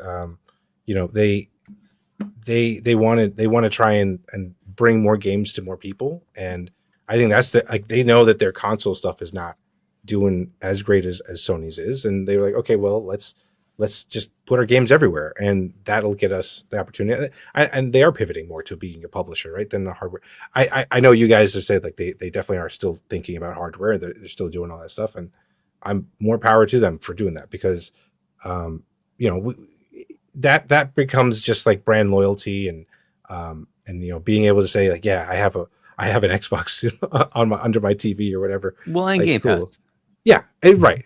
Game Pass, but like, just in terms of hardware, I just talking about having that, like the little symbol somewhere on your console or device, whatever it is. But yeah, like I think it's just all a good time, and I'm hoping this just gets more games from both sides, or maybe all three sides, to be shared. I don't know. I mean, that's wishful thinking. I know, I get that, but it's still something that we can hope for. Listen, if they can deliver on the whole, the Sarah Bond AMD announcement, multiple storefront situation on the next gen Xbox, that's going to be way cooler than like any exclusive game, like having the whole PC console hybrid, but it plugs into my TV. I don't have to mess with like compiling shaders and all the BS that comes with PC gaming. That's going to be crazy. And I really hope if they can deliver on that. I think all this other stuff, people are just going to forget about it. They just need to bring back Windows Media Center. That's what they think, right? That's all about. Deep cut. Well, isn't that basically Kodi at this point, right? You can probably just do that instead. But yes, I understand Media Center, and then they had the Xbox Media Center thing, right? Which people hacked and created an Xbox version that became Kodi. Anyway, let's do this while we're here. Oh, okay, we'll go. $2. Yeah, Ray, we right here. Play my theme song. You ready? Hey.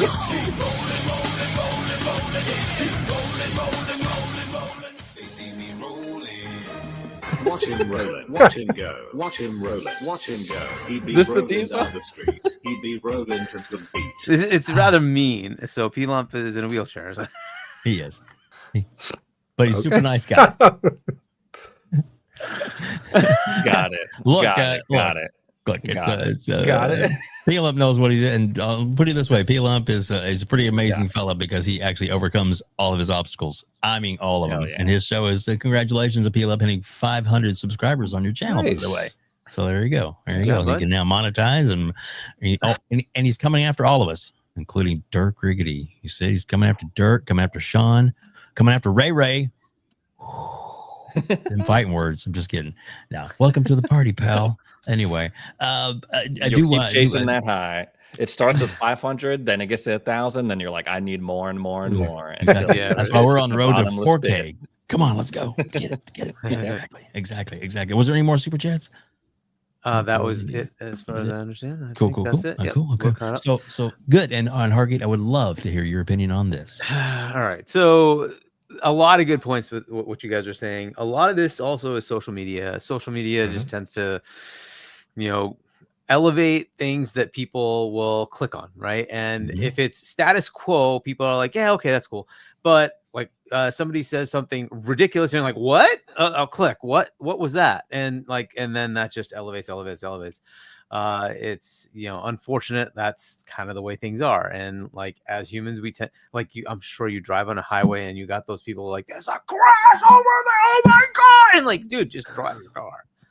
Like, what are you doing? You don't need to that's handled, not your problem. But no. Oh my god, that's how we are. That's just unfortunately that's how it is. And like so, people gravitate towards the negative. And if there's anybody you can pile on, it will just keep getting piled on, keep going up. And that happens across the board in everything, right? But it also happens here. And so there's just this constant negativity. Like I think the start of the Xbox One generation really started a negative cycle, and it just never seemed to get away. Now, I've been saying over time, just because of the sheer magnitude of Xbox, it's going to have to go away. At some point, you're not going to be able to keep saying the publisher that puts out the most games is just bad, because eventually you're going to hit the audience that says, wait a minute, but I play Call of Duty all the time. You're telling me Call of Duty sucks? Why are you saying that? Because I buy it every year. Why are you saying so? I'm just going to ignore you, right? So eventually those kind of things happen, right? If you keep saying everything Microsoft's out, they own Minecraft. It was one of the biggest games, period, right? So are you going to tell me Minecraft is now trash because Microsoft? No, they actually elevated it to like triple the size. Why is that bad, right? So, there's just like eventually it's just going to be that way. When Elder Scrolls 6 comes out, are they going to say, oh, that's a 6 out of 10? Okay. Is it? Like there's just constant pervasive negativeness. Eventually you're just going to have to cave and say, nah, it's got to be fair. It is what it is. Eventually that's going to kind of happen. I don't know when it's going to happen, but it's probably going to happen. Now, can Xbox survive that? Well, yeah, they can, because we always forget there are two platforms. There's Xbox and PC, which they pretty much dominate, right? PC is pretty much Windows. Now that could change, it could, but right now it has not. And so they have those two platforms. Even Windows just keeps them alive. It doesn't matter, right? Even if Xbox went away, it's not going away. But even if the console went away, Windows keeps them alive. It doesn't matter, right? They can absolutely sell their games everywhere else and Windows, and they'll be happy, right? But they have the console, and they're going to keep expanding that and give you, like you were saying, Ray, the option to have multiple stores. That is fantastic. I don't even have to buy it from them. I can buy it from Steam, like those $5 deals we were talking about before. Wait, I can just do that and I can play my game. Heck yeah, bro. Why wouldn't I want that? What's the downside? Oh, I can buy the entire library of PlayStation games? I'm playing over here. What's the downside? Tell me what the downside is here, right? Microsoft's officially just said, here, go take the games, put them everywhere. We don't care. Fine. Switch 2 is going to get them too. Don't worry. They're going to get them. So whatever, right? Fine. And then Microsoft, from my perspective, I have a box that can play everything. And like you were saying, Ray, the beauty of the console is it's under my TV and I don't have to muck with it, right? Every time you do something on PC, like there's always that, oh, this driver updated. Okay. Well, that's causing this thing to crash. Oh, God damn it. Like, why do I care about this? I just want to play my game. Like, I just want to start up and play my freaking game. Like, is it the end of the world? No, but like, it's just, it takes away that time. It's like, I got a half an hour. I want to just play my game and then I can go to sleep, or I can, go do my next chore or whatever it is, right? It's just reality of life. It's like, I don't have the half an hour. I'm going to spend 20 minutes fixing up stuff on the PC. Like, I just want to play. Right. Yeah. And that's why the console's so cool. Right. But again, if they can get there, that's up to them. We will see. Right. So, I like that new potential, but some people are thrown off by it because it's new. Taking all that aside, I think it really is just this piling of negativity that's just been there, and it keeps growing and growing. And like DCG was saying, it generates traffic. And like, if you put out stuff like that, it gives you money. And you're like, well, I like money. I get it. It is what it is. I can't fault him. I can't. It is what it is. Right? If he's making money. If you're passionate about something, that's what viewers respond to. So if you're passionate about hating Xbox, that's going to show in your video.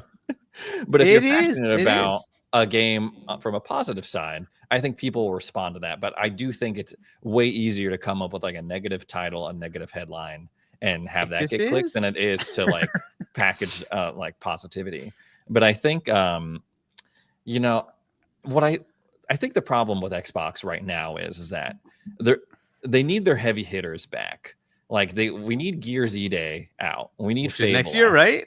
we need Halo back. You know what I mean? So because like they've shown that they can pump out games, especially in 2025. Avowed, South of Midnight, Doom: The Dark Ages, but all good games, but not like generational. Oh my God, like the games that we used to know back in the day with like But then there's also the thing where it's like sometimes those games came out at the time were hated. I'm thinking like Halo Reach and how many people freaked out over like the bloom and the multiplayer changes and the loadout and stuff, and how long we look back on that like, oh man, those are the good old days.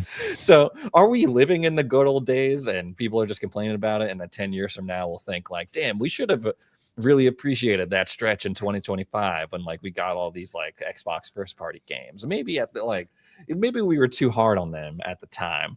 But yeah, I think if they could deliver next year on that like vague promise that Phil made at the end of the showcase, new Halo, new Gears, well, he didn't say Halo, but like a long established whatever franchise. Halo, if they can deliver on all that, I feel the pendulum swings right back, baby, just right on back, and then we keep it moving. Yeah, and hopefully that just keeps the positivity going. Remember, Elder Scrolls is coming. We have Clockwork Revolution that looks pretty good is coming. We have OD. We have Blade. We have on and on and on, right? Mm-hmm. And like you get this idea of, hey, Perfect Dark was canceled. We don't know what the internal circumstances are, but canceled. And it's like, oh my God, it's the end of the world. They're going to cancel everything. It's like, dude, it's one game. All right. Oh, okay. They canceled Everwild. Nobody knew what that game was. Yeah. I can live with like, right. And it's like, okay. One thing just to say about that cancellation, maybe they did step in and stop the next disaster that was coming their way. Right? We don't know, right? And we don't know. You know, we don't know how well CD can handle this anymore. And I've been saying that because after they were bought by Embracer, and Embracer went through a whole bunch of headaches. CD isn't the same CD, right? They've had many layoffs too. I don't know if they have the same capabilities or not. And so they were the ones doing this. It's taking a long time. They can't I don't know, right? I'm just taking guesses from what I can see. It's like, I'm sure they didn't want to cancel it, right? But if you're not delivering, you're not delivering, right? I mean, and Everwild, again, I'm surprised with Everwild that Rare of all teams couldn't come up with a game loop to actually put a game together. That just like nobody knew what that game was. Like, come on, this long and you couldn't get it. Anyway, there's so many other games. It doesn't matter. We're good. But as far as the potential for the negativity to change, I think it's just constantly keep putting out games. Yeah. They rate in the 80s, maybe some hit in the 90s, whatever. And you're like, okay, how long can you ignore them? Right? The idea of putting your games on other platforms, people are buying them. They're playing those games. Yeah. Are you going to keep telling those PlayStation gamers you're wrong? You shouldn't buy those games? Like, no, they're buying them. So if they're playing them, what are they saying? They're saying, oh, your content is good. Right? At some point, they might even realize data versus like what people are saying on Twitter. And it's the same thing when you're right. And it's like no one wants to look at spreadsheets. Come on, you don't have to. Like, look at the analytics, not the people on Twitter. It's exactly like what you were saying, right? Hey, I played that Gears for the first time ever because I'm a PlayStation player. I was like, damn, that's a good game. Yeah, this is what you were missing, right? So when they get to have Halo, like, are they going to finally, realize, oh yeah, Halo's good. It is really good, right? So that's what keeps happening. And then you might just realize, hey, wait a minute, I get one game a year from PlayStation, but they're giving me all these like 10 games a year and they're putting them all on Game Pass. Why am I over here? I can buy their machine and play all the games on PC. Why am I over here? Like, eventually this kind of stuff might happen over time. I don't know when that happens, but over time, right? It's going to be tough to keep pushing away. Let's say 3 years from now, they go buy another publisher. Because that could potentially happen, right? As I was saying, and it seems to be happening, their next thing is not going to be in gaming. It's going to be an AI or a cloud or something like that, right? I've been like warning, like they have other things at Microsoft that they need to prioritize. But at some point, they might open up some funds and say, hey, go buy the next publisher. And it could be something like a Valve. It could be something like a Sega. It could be something like a Take-Two or whatever it is, right? How far are you going to keep pushing that they're not an important part of gaming? And that's going to keep changing this narrative.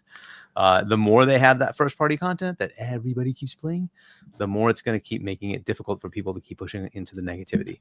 So we will see how long that keeps going, right? What will the next gen bring? I don't know, but I like it. I'm excited about what's coming. If I can play my PC library in a console format, hell yeah, that's awesome. Bring it. Let's see what they do, right? Execution matters. Execution matters. So we will see what they do with it. But yeah, I'm looking forward to that. But again, this is the thing. It's going to be just constantly keep doing the right thing, keep putting out. They're going to step on rakes, as it were. That's going to happen. Every company does. And everything they do gets like blown up 20 times higher. Okay, fine. It is what it is. But eventually it's going to start diminishing. There's just no way around it. You can't just keep piling on the biggest publisher of gaming. It is what it is. So we'll see how that keeps going. Sony like woke them up, right? In terms of like, okay, we got to take this seriously. And they're like, all right, we're just going to, we have infinite money. We're just going to, Sony, right? Yeah. PlayStation's the one that's saying, hey, we're going to displace Windows in the living room. Yeah. You're doing what now? Yeah. It's like, okay, all right, let's get going. So they're the ones who push this, right? And so now they have to deal with the competition. Fair enough. It is what it is. But yeah, that negativity, WebDave, this is how I see it. It's going to keep amplifying because of stupid social media algorithms. And that's just human nature. It's just what we gravitate towards the negative, unfortunately. That's just the way it is. And we somehow like misery instead of being happy about it. And I usually say the opposite. Somebody like DCG, come out to LA. Let's have lunch, dinner together while we're out there watching all this stuff. Have fun playing games, talking about games. Yeah. It should not be about us being on different sides of things. We're all gamers. Correct. We're all supposed to have fun with this. I would rather talk to these folks, enjoy gaming with them, and enjoy talking about games with them. Have them come to the showcases and let's watch the fun together. That's what it should be about. We should all be enjoying this, right? And not going into the negativity. But unfortunately, it exists. But I would love to have those kind of folks come on out to LA next June. Let's talk. Let's have fun. Yeah, and I think Satya said it best. So if this is about competition, let us have competition. Ooh. Anyway, but yeah, no. Sorry, I had to play it. They got to deliver, though. They got to deliver. Yeah, you're right. If they do not, I mean, deliver, like it's all talk. the marketing stuff. I just don't get that part of it too. Like with the, the Game Pass, even the subscriptions with Game Pass and stuff like that. That was rough when they started to add the tiers. I get why they did it, but it's also like. It's rough. And then when Phil had the conversation saying like, oh, we're going to keep these games exclusive, and we've had the conversations have been had about this, but you mean this? This is about delivering great exclusive games for you, right? That ship on platforms where Game Pass exists. Go ahead. Sorry. No, but they have to be able to I mean, I guess they have owned it. They're like, okay, yeah, we've screwed up a bit in terms of our got to pivot, but we got it. Yeah, they just got to keep it moving, and hopefully people understand why they had to do it. And that's all we can hope for, that it's gonna be for the better. I think so. I agree with that 100%, because would you rather have a business that's gone? If Microsoft didn't make the moves they're making now, they may not be here. There was a little business meeting that Satya and Phil had that was like, well, I think we ought to bring this to a halt. I think we ought to shut things down. I think we ought to do this, and maybe we can get subscription services up, and we can really grow the company if you support me and get behind us. They did that. Oh, wait. And look where they're at now. It could have been another Stadia. What? Oh, this is you doing something. Okay, that was. You want me to play it? Go ahead, play it. Go for it. What is this? What is this about? My friend Gas. It's not a good show with What's that. What's this about? So this was his comments on Ghost of the next topic. Okay. Should we just start the topic? Yeah, we sure can. We can. Are we good with this topic? Everybody? I think so. I think so. Right. As we start to wrap things up. So yeah, I'll bring this back down a little bit. So Ghost of Yote, Gaz thinks it's just okay, and there's a lot of people out there that think that the modeling and everything, like you hear some people talk about it. It's like the coming of Jesus, and that it's the greatest game ever. And then other people that look at it realistically, Digital Foundry, and say that it's a good looking game, but as far as like the graphics and brought up and stuff, it's not any more better. It's not nearly a term, but any better than the last game that they made. And some people are even saying they could have probably released this as a downloadable content to the first game. I'm just saying that's what some people have said, and this is Gaz's take on it. You have to actually put it in, but it's a big good thing I did that, didn't it? Here I am worried about playing. All right, here we go, and add to stage. Boom, here we go. Guys, a lot of people didn't take kindly to some of my trolling and my comments, genuine comments about how Ghost of Yote looks kind of okay, mid, but I've taken your comments on board. Anyway, guys, a lot of people didn't. So yeah, good old Gas. Gotta love it. Gotta love it. And that's P-Lump's best friend, isn't that right? P-Lump, and he your best friend? That's what I've heard. That's the rumor that P-Lump and the state of play for that, correct? Yeah. They did a state of play just for this game. Yeah, that was. So you guys have all, Ray, Chris, you've seen that. I'm assuming we've seen the state of play. Yeah, and it's their only first party release for this year, other than the show, and then they have the lockdowns, right? That's Death Stranding 2 and Lost Soul aside. Yeah, but and they're lockdowns. You're right, but they're not made by them necessarily. But I'm just saying, Correct. first party show is made by them. I'll just be to be fair, right? They have that every year. It's great for them. Yep. Awesome. Mm-hmm. Yep. But not as many as they used to put out. No, that's definitely that has for sure shifted because the narrative has always been like so many exclusive bangers on PlayStation. Mm-hmm. And I will say, like, they launched with a strong lineup, Mm-hmm. sort of, because most of those games were on PlayStation 4 anyway. But like, sure, whatever. Over the past couple of years, though, it's been like, if they didn't get like accidental exclusives, like Baldur's Gate 3 for a period of time, and like, well, I'm thinking of Helldivers 2, it would be starting to look really dry. Like, not until Astrobot and Death Stranding 2 have like, and even then it's not at the output that we thought. And so seeing Ghost of Yote and seeing people talk about it, seeing people talk about it,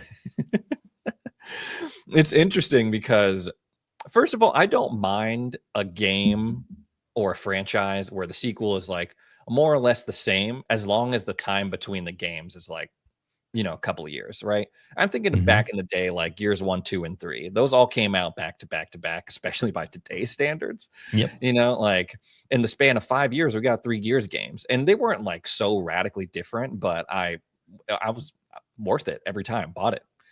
So there's the argument to be made, like they don't need to change too much in order for it to be considered like, oh, this should have been a standalone game. But I think enough time has passed between Ghost of Tsushima and then Ghost of Yote, especially since Ghost of Tsushima was out on PlayStation 4 as well. Mm-hmm.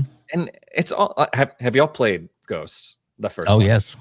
It's my favorite PlayStation game. I think we can all agree, great game, amazing moments, cinematic fights, and then a decision at the end that like rocks you to your core emotionally. But then there's also the other side of it where it's like, it kind of, once I got to Act 3, I forget the name of the place, the snowy land. I was like, I'm kind of overdoing all this open world bullshit, bro. It's like, I think it's a lot. I'm just gonna go to the story and finish that up, because like all of this other stuff, finding the different shrines, finding the different like, bathing in the hot springs. I'm like, I think I've had just about enough. I remember being like, just like something snapped within me. I was like, I've had enough of like open world simulator. Go to this place on the map. I'm just gonna go straight on ahead. So I don't know how you can really kind of fix that issue, because that is at its core, like that's a core kind of mechanic. So if it's going to be more or less the same, why not? Yeah, just add this this newcomer in as a DLC. And what does it come back to, guys? What have we been talking about this whole time? It comes back to the money, right? Like if you can release another game, sell more copies, then they're going to do it for sure and not put as much effort into it. Maybe it's the same engine, same features, same combat. Just add a different story on it and then print the money, because it has the Ghost name on it. Mm-hmm. Yeah. Chris, any thoughts? Yeah, I mean, watching the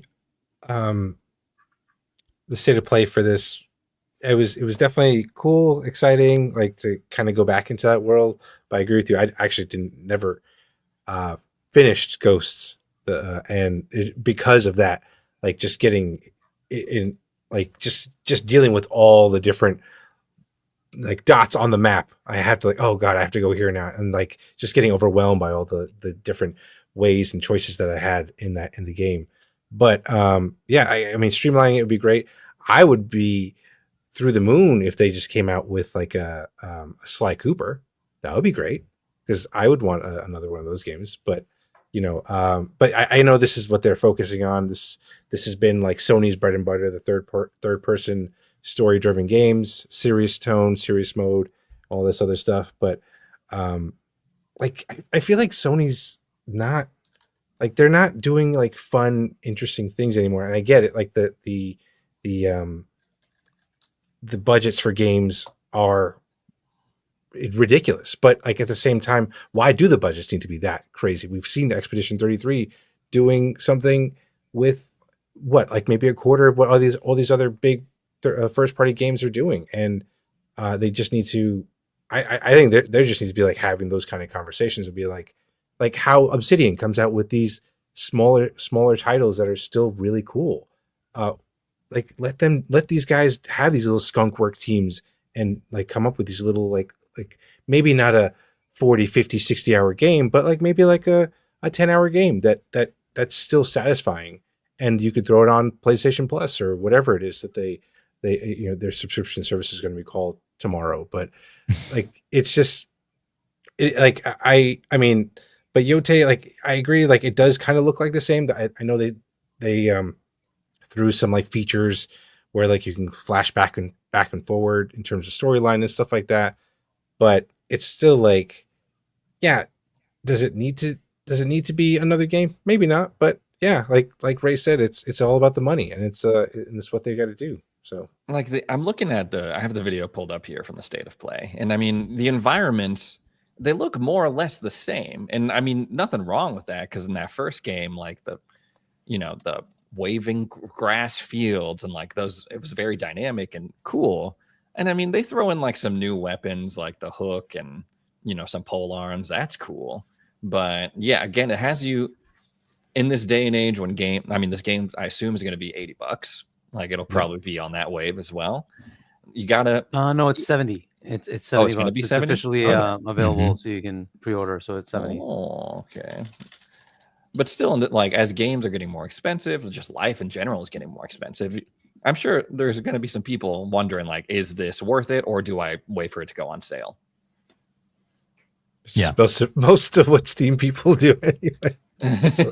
They don't buy it. No one ever buys games. Usually, I will say that. Usually, they don't buy games at full price. Oh, 80 euros is what it was. Okay. $70. Yes. Okay.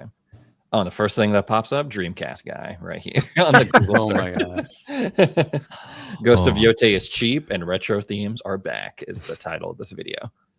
There you go. There you go. Okay, just kind of cements the whole show there. Then it just kind of comes full circle.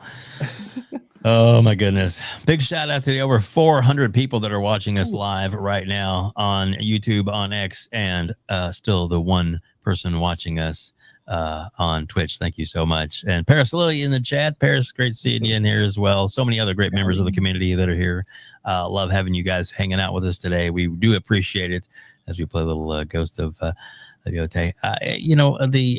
It looks good, I think, but it, and is it groundbreaking? Probably not. I enjoyed the first one. A lot of fun, and I hope this game is going to be great. And I'll just kind of throw this out there. I know that King David, who does a great show, the Iron Lords, and as well as his own show as well. He apped on his Frontline News, Xbox Frontline, that he actually made the comment that he's heard that there's a possibility that the original Ghost of Tsushima could be something that they may be bringing to other platforms and other platforms. Like, isn't it on PC? And he said other platforms. Wonder what other platform it could be going to. Could it be going to the Switch 2? Could it be going to, I don't know. Let them know you guys are in my DM. King, what will we do? We will hold the line. And maybe it'll come to Xbox someday. Maybe. Just maybe. That's where it'll be. Sucker punch on exactly. We're having so much fun. That'd be awesome. That would be. That would be cool. Hargeet, I think we got a couple of super chats. We probably need to read those out as we go through those. P-Lump, $5. We ain't going anywhere. We right here where my bot's at. Please tell me you got DMX clip.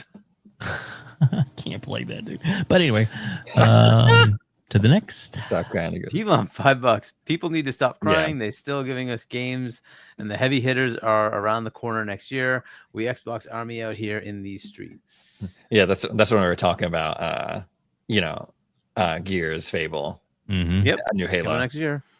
Yep.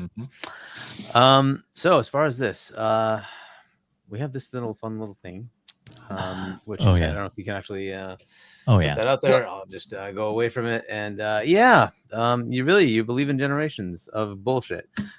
So look, the problem here is the engines they use are the engines they use, and people jump to UE5 for a reason, and that's because Epic is taking care of handling current gen hardware and giving you that next gen look.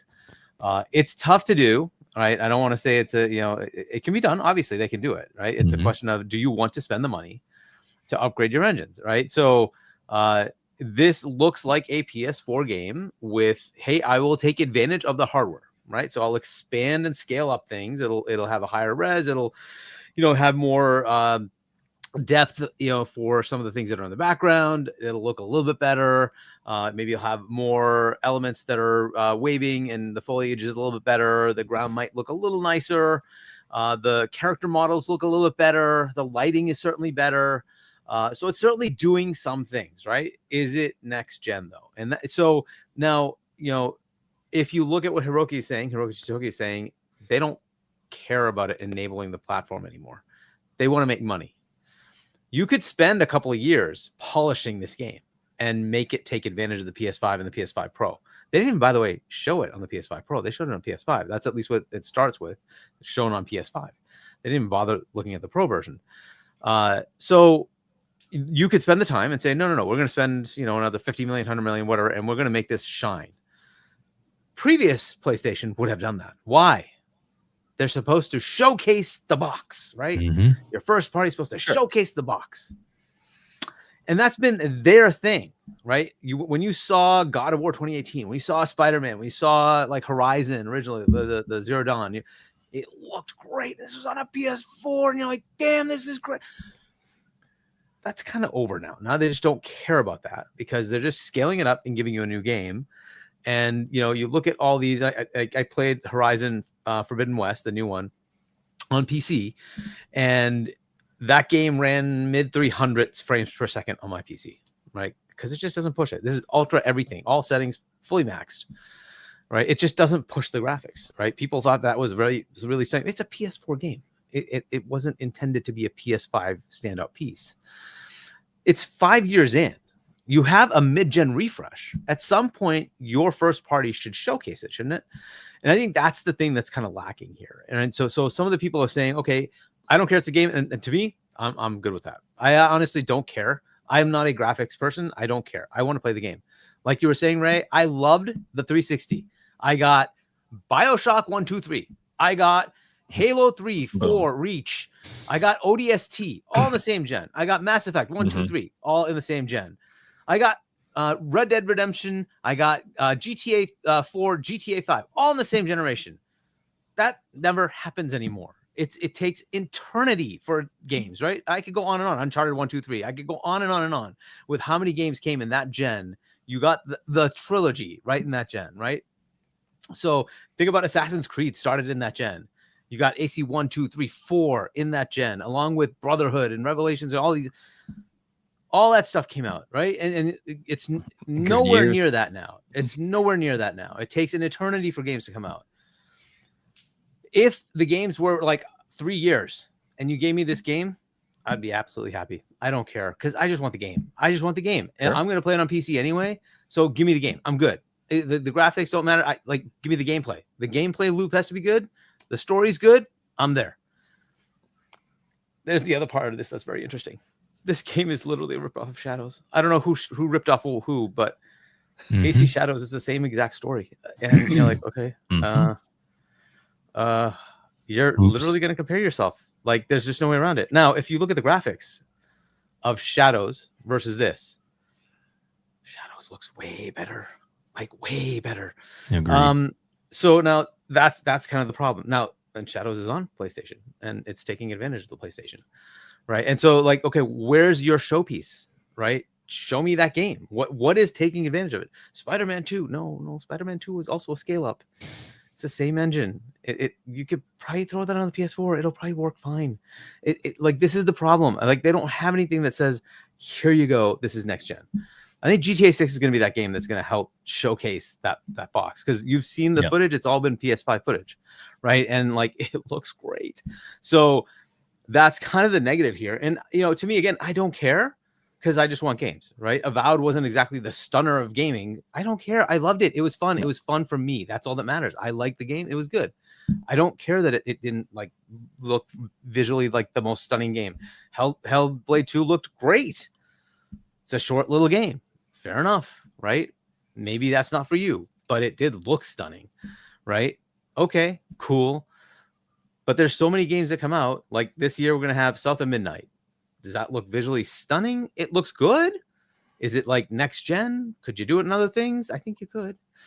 So, but cool. It looks great, but it's not going to be that thing that says this is why you need to have an Xbox. But it's a great game, and again, I'm good with that. I just want to play the games. There's nothing wrong with those smaller projects that come out. Exactly. And I think that's cool because it does feel kind of like in the older generations, like when you were playing a bunch of games, not everyone is going to be like a freaking generational 10 out of 10, but there are a bunch of good games that you remember. And I feel like that has kind of been coming back with these smaller projects under Xbox Game Studios. And going back to Hargeet, what you were saying earlier about like the game that shows off the box, you know what I feel like was that for Xbox, but years ago at this point, Rise Son of Rome. I feel like that was a game that was like, oh damn, like this game looks good on the Xbox One, like that. This is how other games are going to look too. But I think not so much from a graphics perspective. It's more about, for me, the art style. Do I like the design, the visuals of this world, and stability? Like if you can deliver on those, you can have not like photorealistic graphics. Or that has never made a game fun or memorable for me. Like, oh, so realistic. Like this water is so realistic. Is the game fun? Graphics have never made fun. They've always been there to enhancements. Yeah.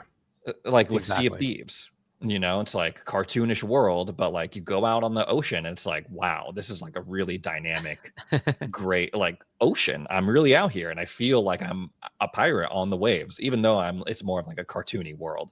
Style over graphics for me personally. Yeah. And and so go ahead, sorry.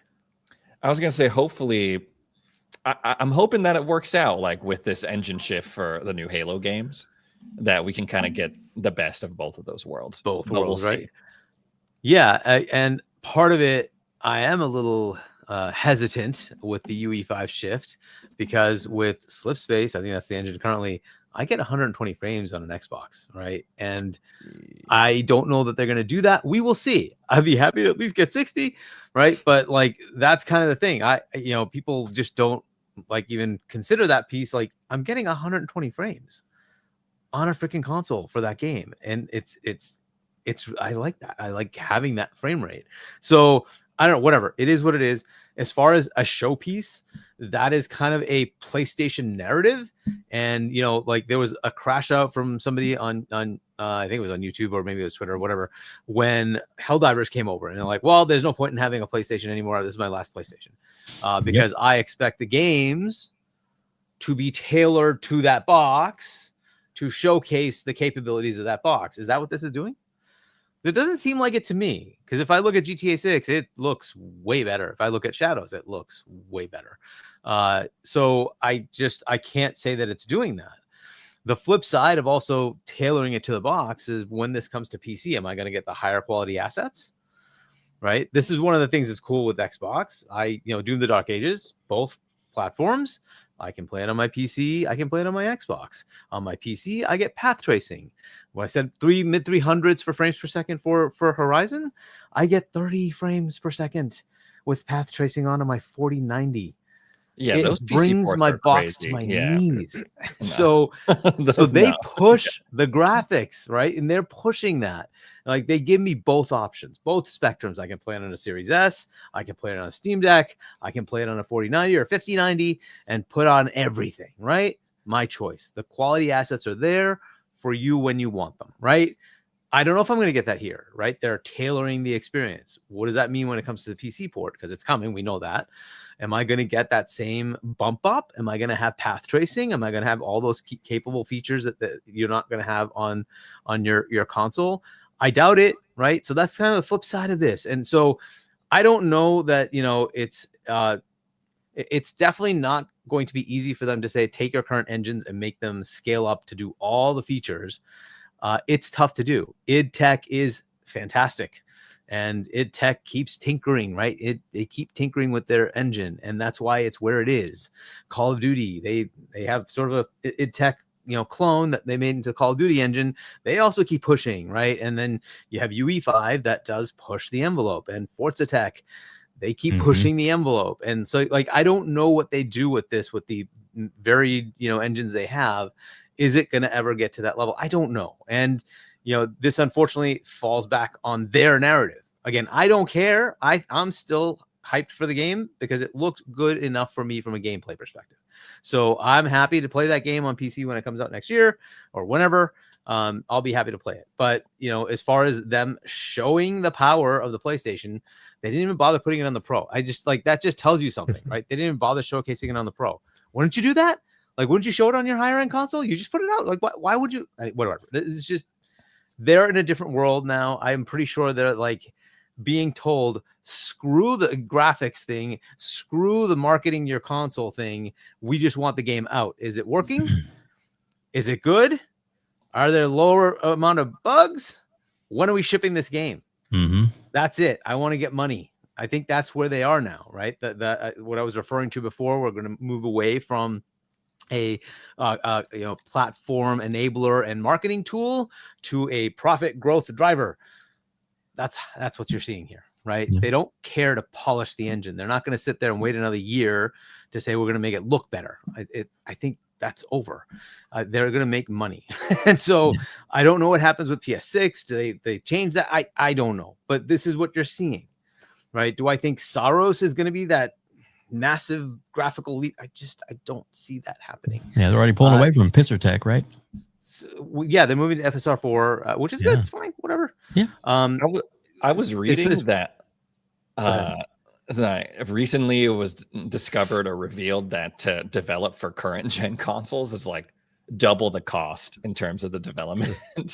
And it's a lot of work. That really puts into question, like, is this increased expenditure on these studios' parts, on these publishers' parts, even worth it? Like, I think, the headline is ex-PlayStation boss reveals the jump from PS4 to PS5 doubled the price of development for very little improvement, causing AAA studios to pull back.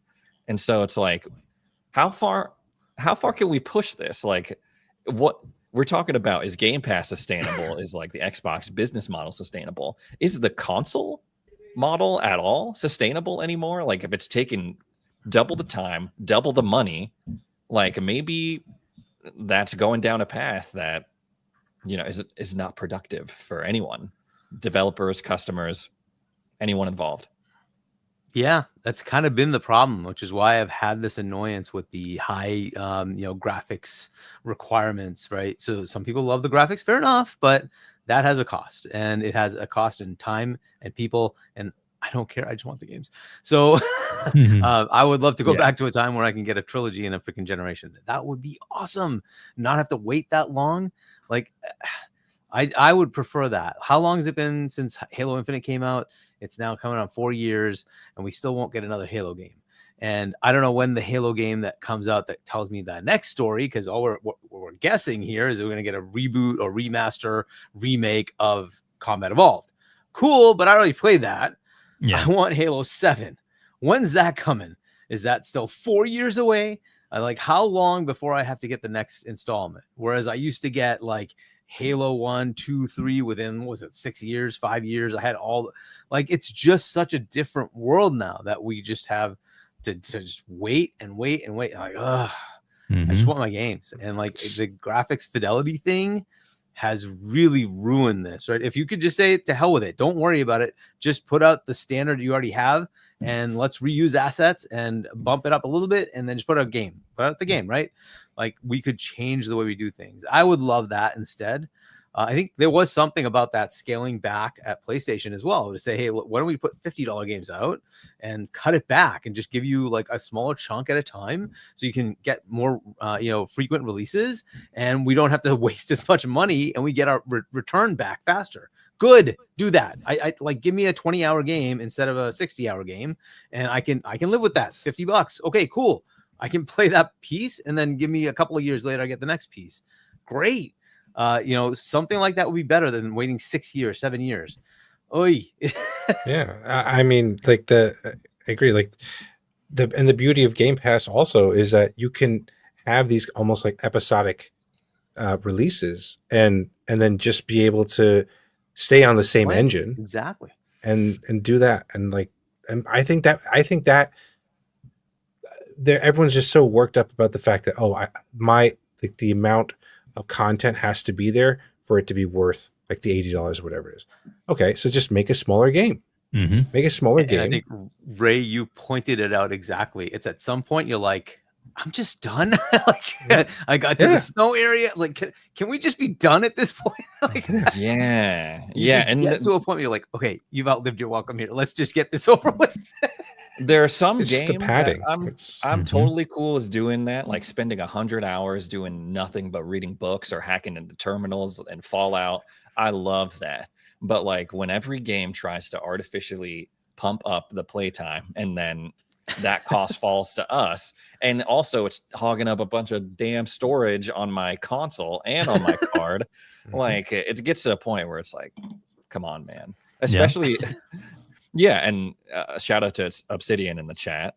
Like they keep cruising along with a very diverse lineup of games. No game that they put out is anything like the thing that they just shipped, and they're not like these bloated 200-hour games. It's like it took me like 40-ish hours to beat Avowed, I think, and I think that's a good solid kind of thing. Pentiment, I maybe spent like 15-20 hours in there. Grounded, that's one that you can really sink a lot of time in, but the kind of options that you have. Not everything needs to be a multiplayer game or a freaking like a 200-hour adventure. Still one of the greatest investments that Microsoft did is buying them, because like Obsidian, so good. Agreed. And like Chris, Ray, and Hargeet all said, to hit that point home, when you have a big major company like Square Enix saying that they're gonna step back and look at the amazing, I guess, progress that happened from Hargeet, the game you just finished, Expedition 33, that maybe going back to some of the basics of some of the mechanics, and 30 to 40 man team did this level of game. Wow, maybe we can tone it down a little bit and still be Square amazing game without all the crazy cost. And there's got to be a balance, and they're gonna have to find it, and they're gonna have to find it fast, is what I'm thinking. Hargeet, give you the last word before we wrap things up. Yeah, so I mean, look, the pushback from some people to say that it doesn't elevate, they're right. This is just to scale up. That's fair. And this is just Sony's own marketing kind of biting them in the ass, because they're the ones who created this narrative that you have to do that.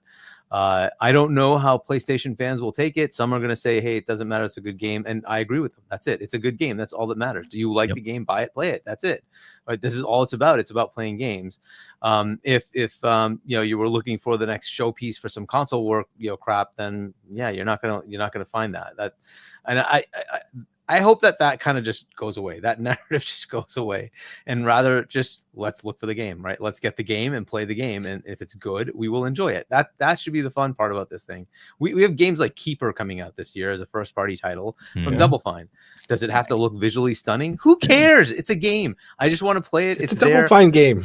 Exactly. I don't need it to look like it's freaking, Last of Us 2. Whatever. I just need it to be a freaking game, and if it's a good game, I'll enjoy it. That's all that should matter. And so hopefully that is kind of more the thing that happens. Like you were saying, Sly Cooper, Chris. I just want another one, please. Astro, right? They did at least do Astro. So and they have Housemarque doing, and I don't know what the scale is of Saros, but Returnal exactly wasn't like a large game. So if they are on that same scale, maybe they will do smaller things there.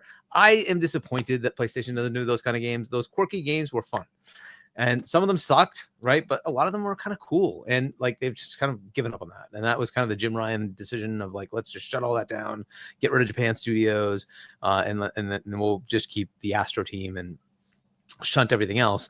I liked the games that they were making in Japan Studios. They were they just made quirky, funny games. It was interesting to see different things, right?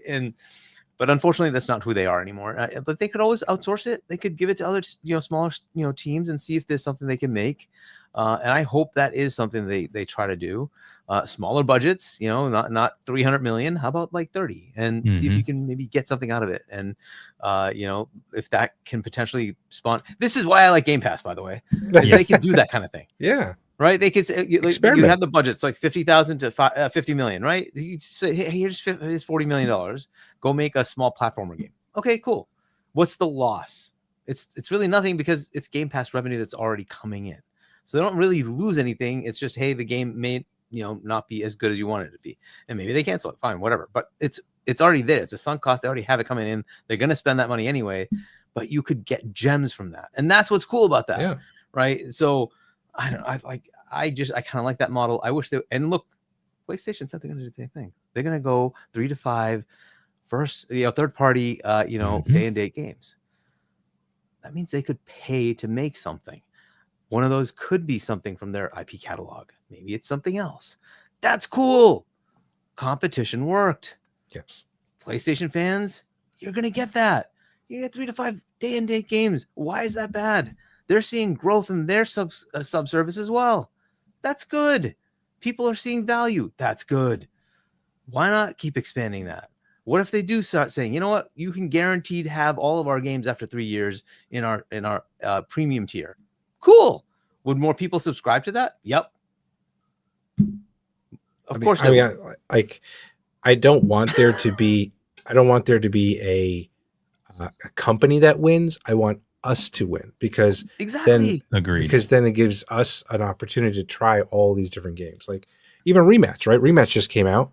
It's such a quirky rock. I mean, it's soccer, but it's like they had an opportunity to put it out on Game Pass and a lot of people tried it and enjoyed it. Yes, it's still rough on the edges with a lot of things, but they had an opportunity to try it. Yeah, and it may not have found an audience without Game Pass. Right. So, WebDave gifts 20 WebDave memberships. I did. Well, got to give back to the medal. Exactly. Yeah. Well, big cookie for me. I'm just kidding. But no, guys, wow, what a hell of a show tonight. Still over 400 people watching us live on YouTube and on X and on Twitch. Thank you all so much for being here. A big shout out to the chat tonight. They were great. Lots of good comments. So we pulled a lot of them up and interacted with Ray and Chris and Hargeet a lot. So thank you all so much for being here and appreciate all of that. That was fantastic. And of course, if you get a chance, please hit the like button. It's then guys, even if you're on watching on Twitch, hit the like button there as well, or Twitter, hit the like button there on X, sorry, and we appreciate that as well. Share it out if you get a chance, and if you want to, you can subscribe to the channel. It's only $1. One little dollar gets you access to all those cool emojis, but you don't have to. But we do appreciate you. Make sure you hit the bell icon so that you actually get notified every time we show. We do a show every single Sunday, 7 p.m. Eastern Standard Time. The only Sunday I miss is the Super Bowl because who the hell is going to watch this on the Super Bowl? Just saying. If I could have the Super Bowl in the background while we did, I would do it, but they won't let me. Anyway, so but yeah, that's the only day. It's the only day we miss, Super Bowl Sunday. But any other time, we're going to be here talking games with a lot of amazing members of the community, and we appreciate you guys. Let's go around the horn. Ray, please tell everybody where they can reach out to you, where they can find you, and when your shows drop, please. My main channel, Xbox Ready. I upload about 2-3 times a week. I try to shoot for Wednesday, Friday, Sunday, but sometimes it's kind of in flux. I'm also on Instagram. I got a Xbox Ready page there, and in my personal account, state_of_Ray. And then I also just give out my gamer tag. So if you want to add me there, I'm at Lord Janitor. I have been for the past 15, 16 years. So if you want to play games, hit me up on Xbox Live. Well, it's not. I have to let go Xbox Live. It's not, but it's still the same thing. Still what you're talking about. Hit me up on Xbox. And if you want to chat games, Xbox, Live, whatever, I'm around. Fantastic. Ray, again, thank you so much for being here today. We really appreciate it. It's awesome to have you. And of course, everybody's information is going to be in the description below, whether you're listening later on audio, which we also have lots of places that goes out to. But gosh, even iHeartRadio and iTunes, all kinds of places. You could definitely listen to this there. And it'll be in the description below, links to everybody. And of course, we have Chris, 1H, 1D. Please tell everybody about your channel real quick and then tell everybody where they can reach out to you, where they can find you, and when you're going to be on again. Yeah. Well, first of all, thank you guys so much for having me on. This is so great to meet everyone and like chat it up on all these different gaming topics. I'm really excited and appreciate even the comments in the chat as well. So what does 1H1D mean? It means 1 hour, one decision. I and my co-host Tom play a random game on Xbox Game Pass for an hour, and then we decide if we want to keep playing the game past that hour or not. So we give you the pros, the cons, and then our final decisions at the end of it.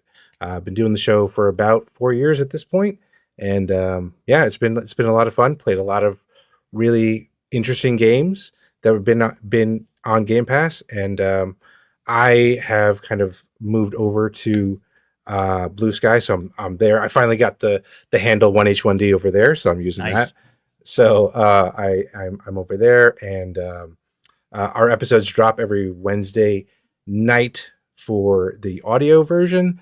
And then there's a little bit of delay right now, but with the videos. But our YouTube videos are on our network, our partner, Quit the Build, and those drop usually like on Monday evenings and stuff like that. So yeah, we've been doing reviews like that, and we are just over 230 episodes at this point. So.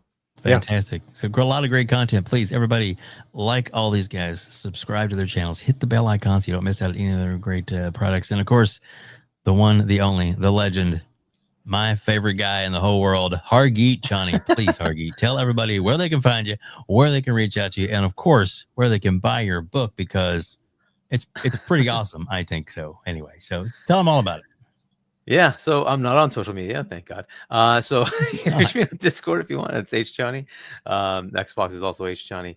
Yeah, and I'll be on with Boom on Wednesday at 7 p.m. US Eastern Time, Double Barrel Gaming, and with Steve Money and Doodle on Friday, 8-ish p.m. around there, on Friday night on Point for Gamers. And I guess, as I said, Fonz, we're skipping for a bit, and then we'll be back on Sunday, 7 p.m. US Eastern Time. You want to subscribe to my channel, it's Hargeet Chani 1 on YouTube. And again, if you want to pick up my book, Emergence, shop.chani.us. Go pick it up. There you go. Exactly. So anyway, guys, please, thank you so much for being here. We greatly appreciate it. If you stick around in the chat, don't go anywhere. If you want to continue to enjoy some gaming content tonight, we're going to all set up to where you're going to be taken over automatically to watch Pixelated Echoes, which is 3-Bit and Fuzzy Belvedere are putting a show on right now. I think they have a special guest on as well, too. So please go and check that out. Usually it's Mav, but you never know. There's always good content over there. So we appreciate each and every one of you. And thank you all so much for being here. And I got to do it one more time. Just one more time. If you like this video, please hit the like button. Oh yeah. Thanks, Dirt. Guys, and thanks to everybody for being here on the Gamers Council.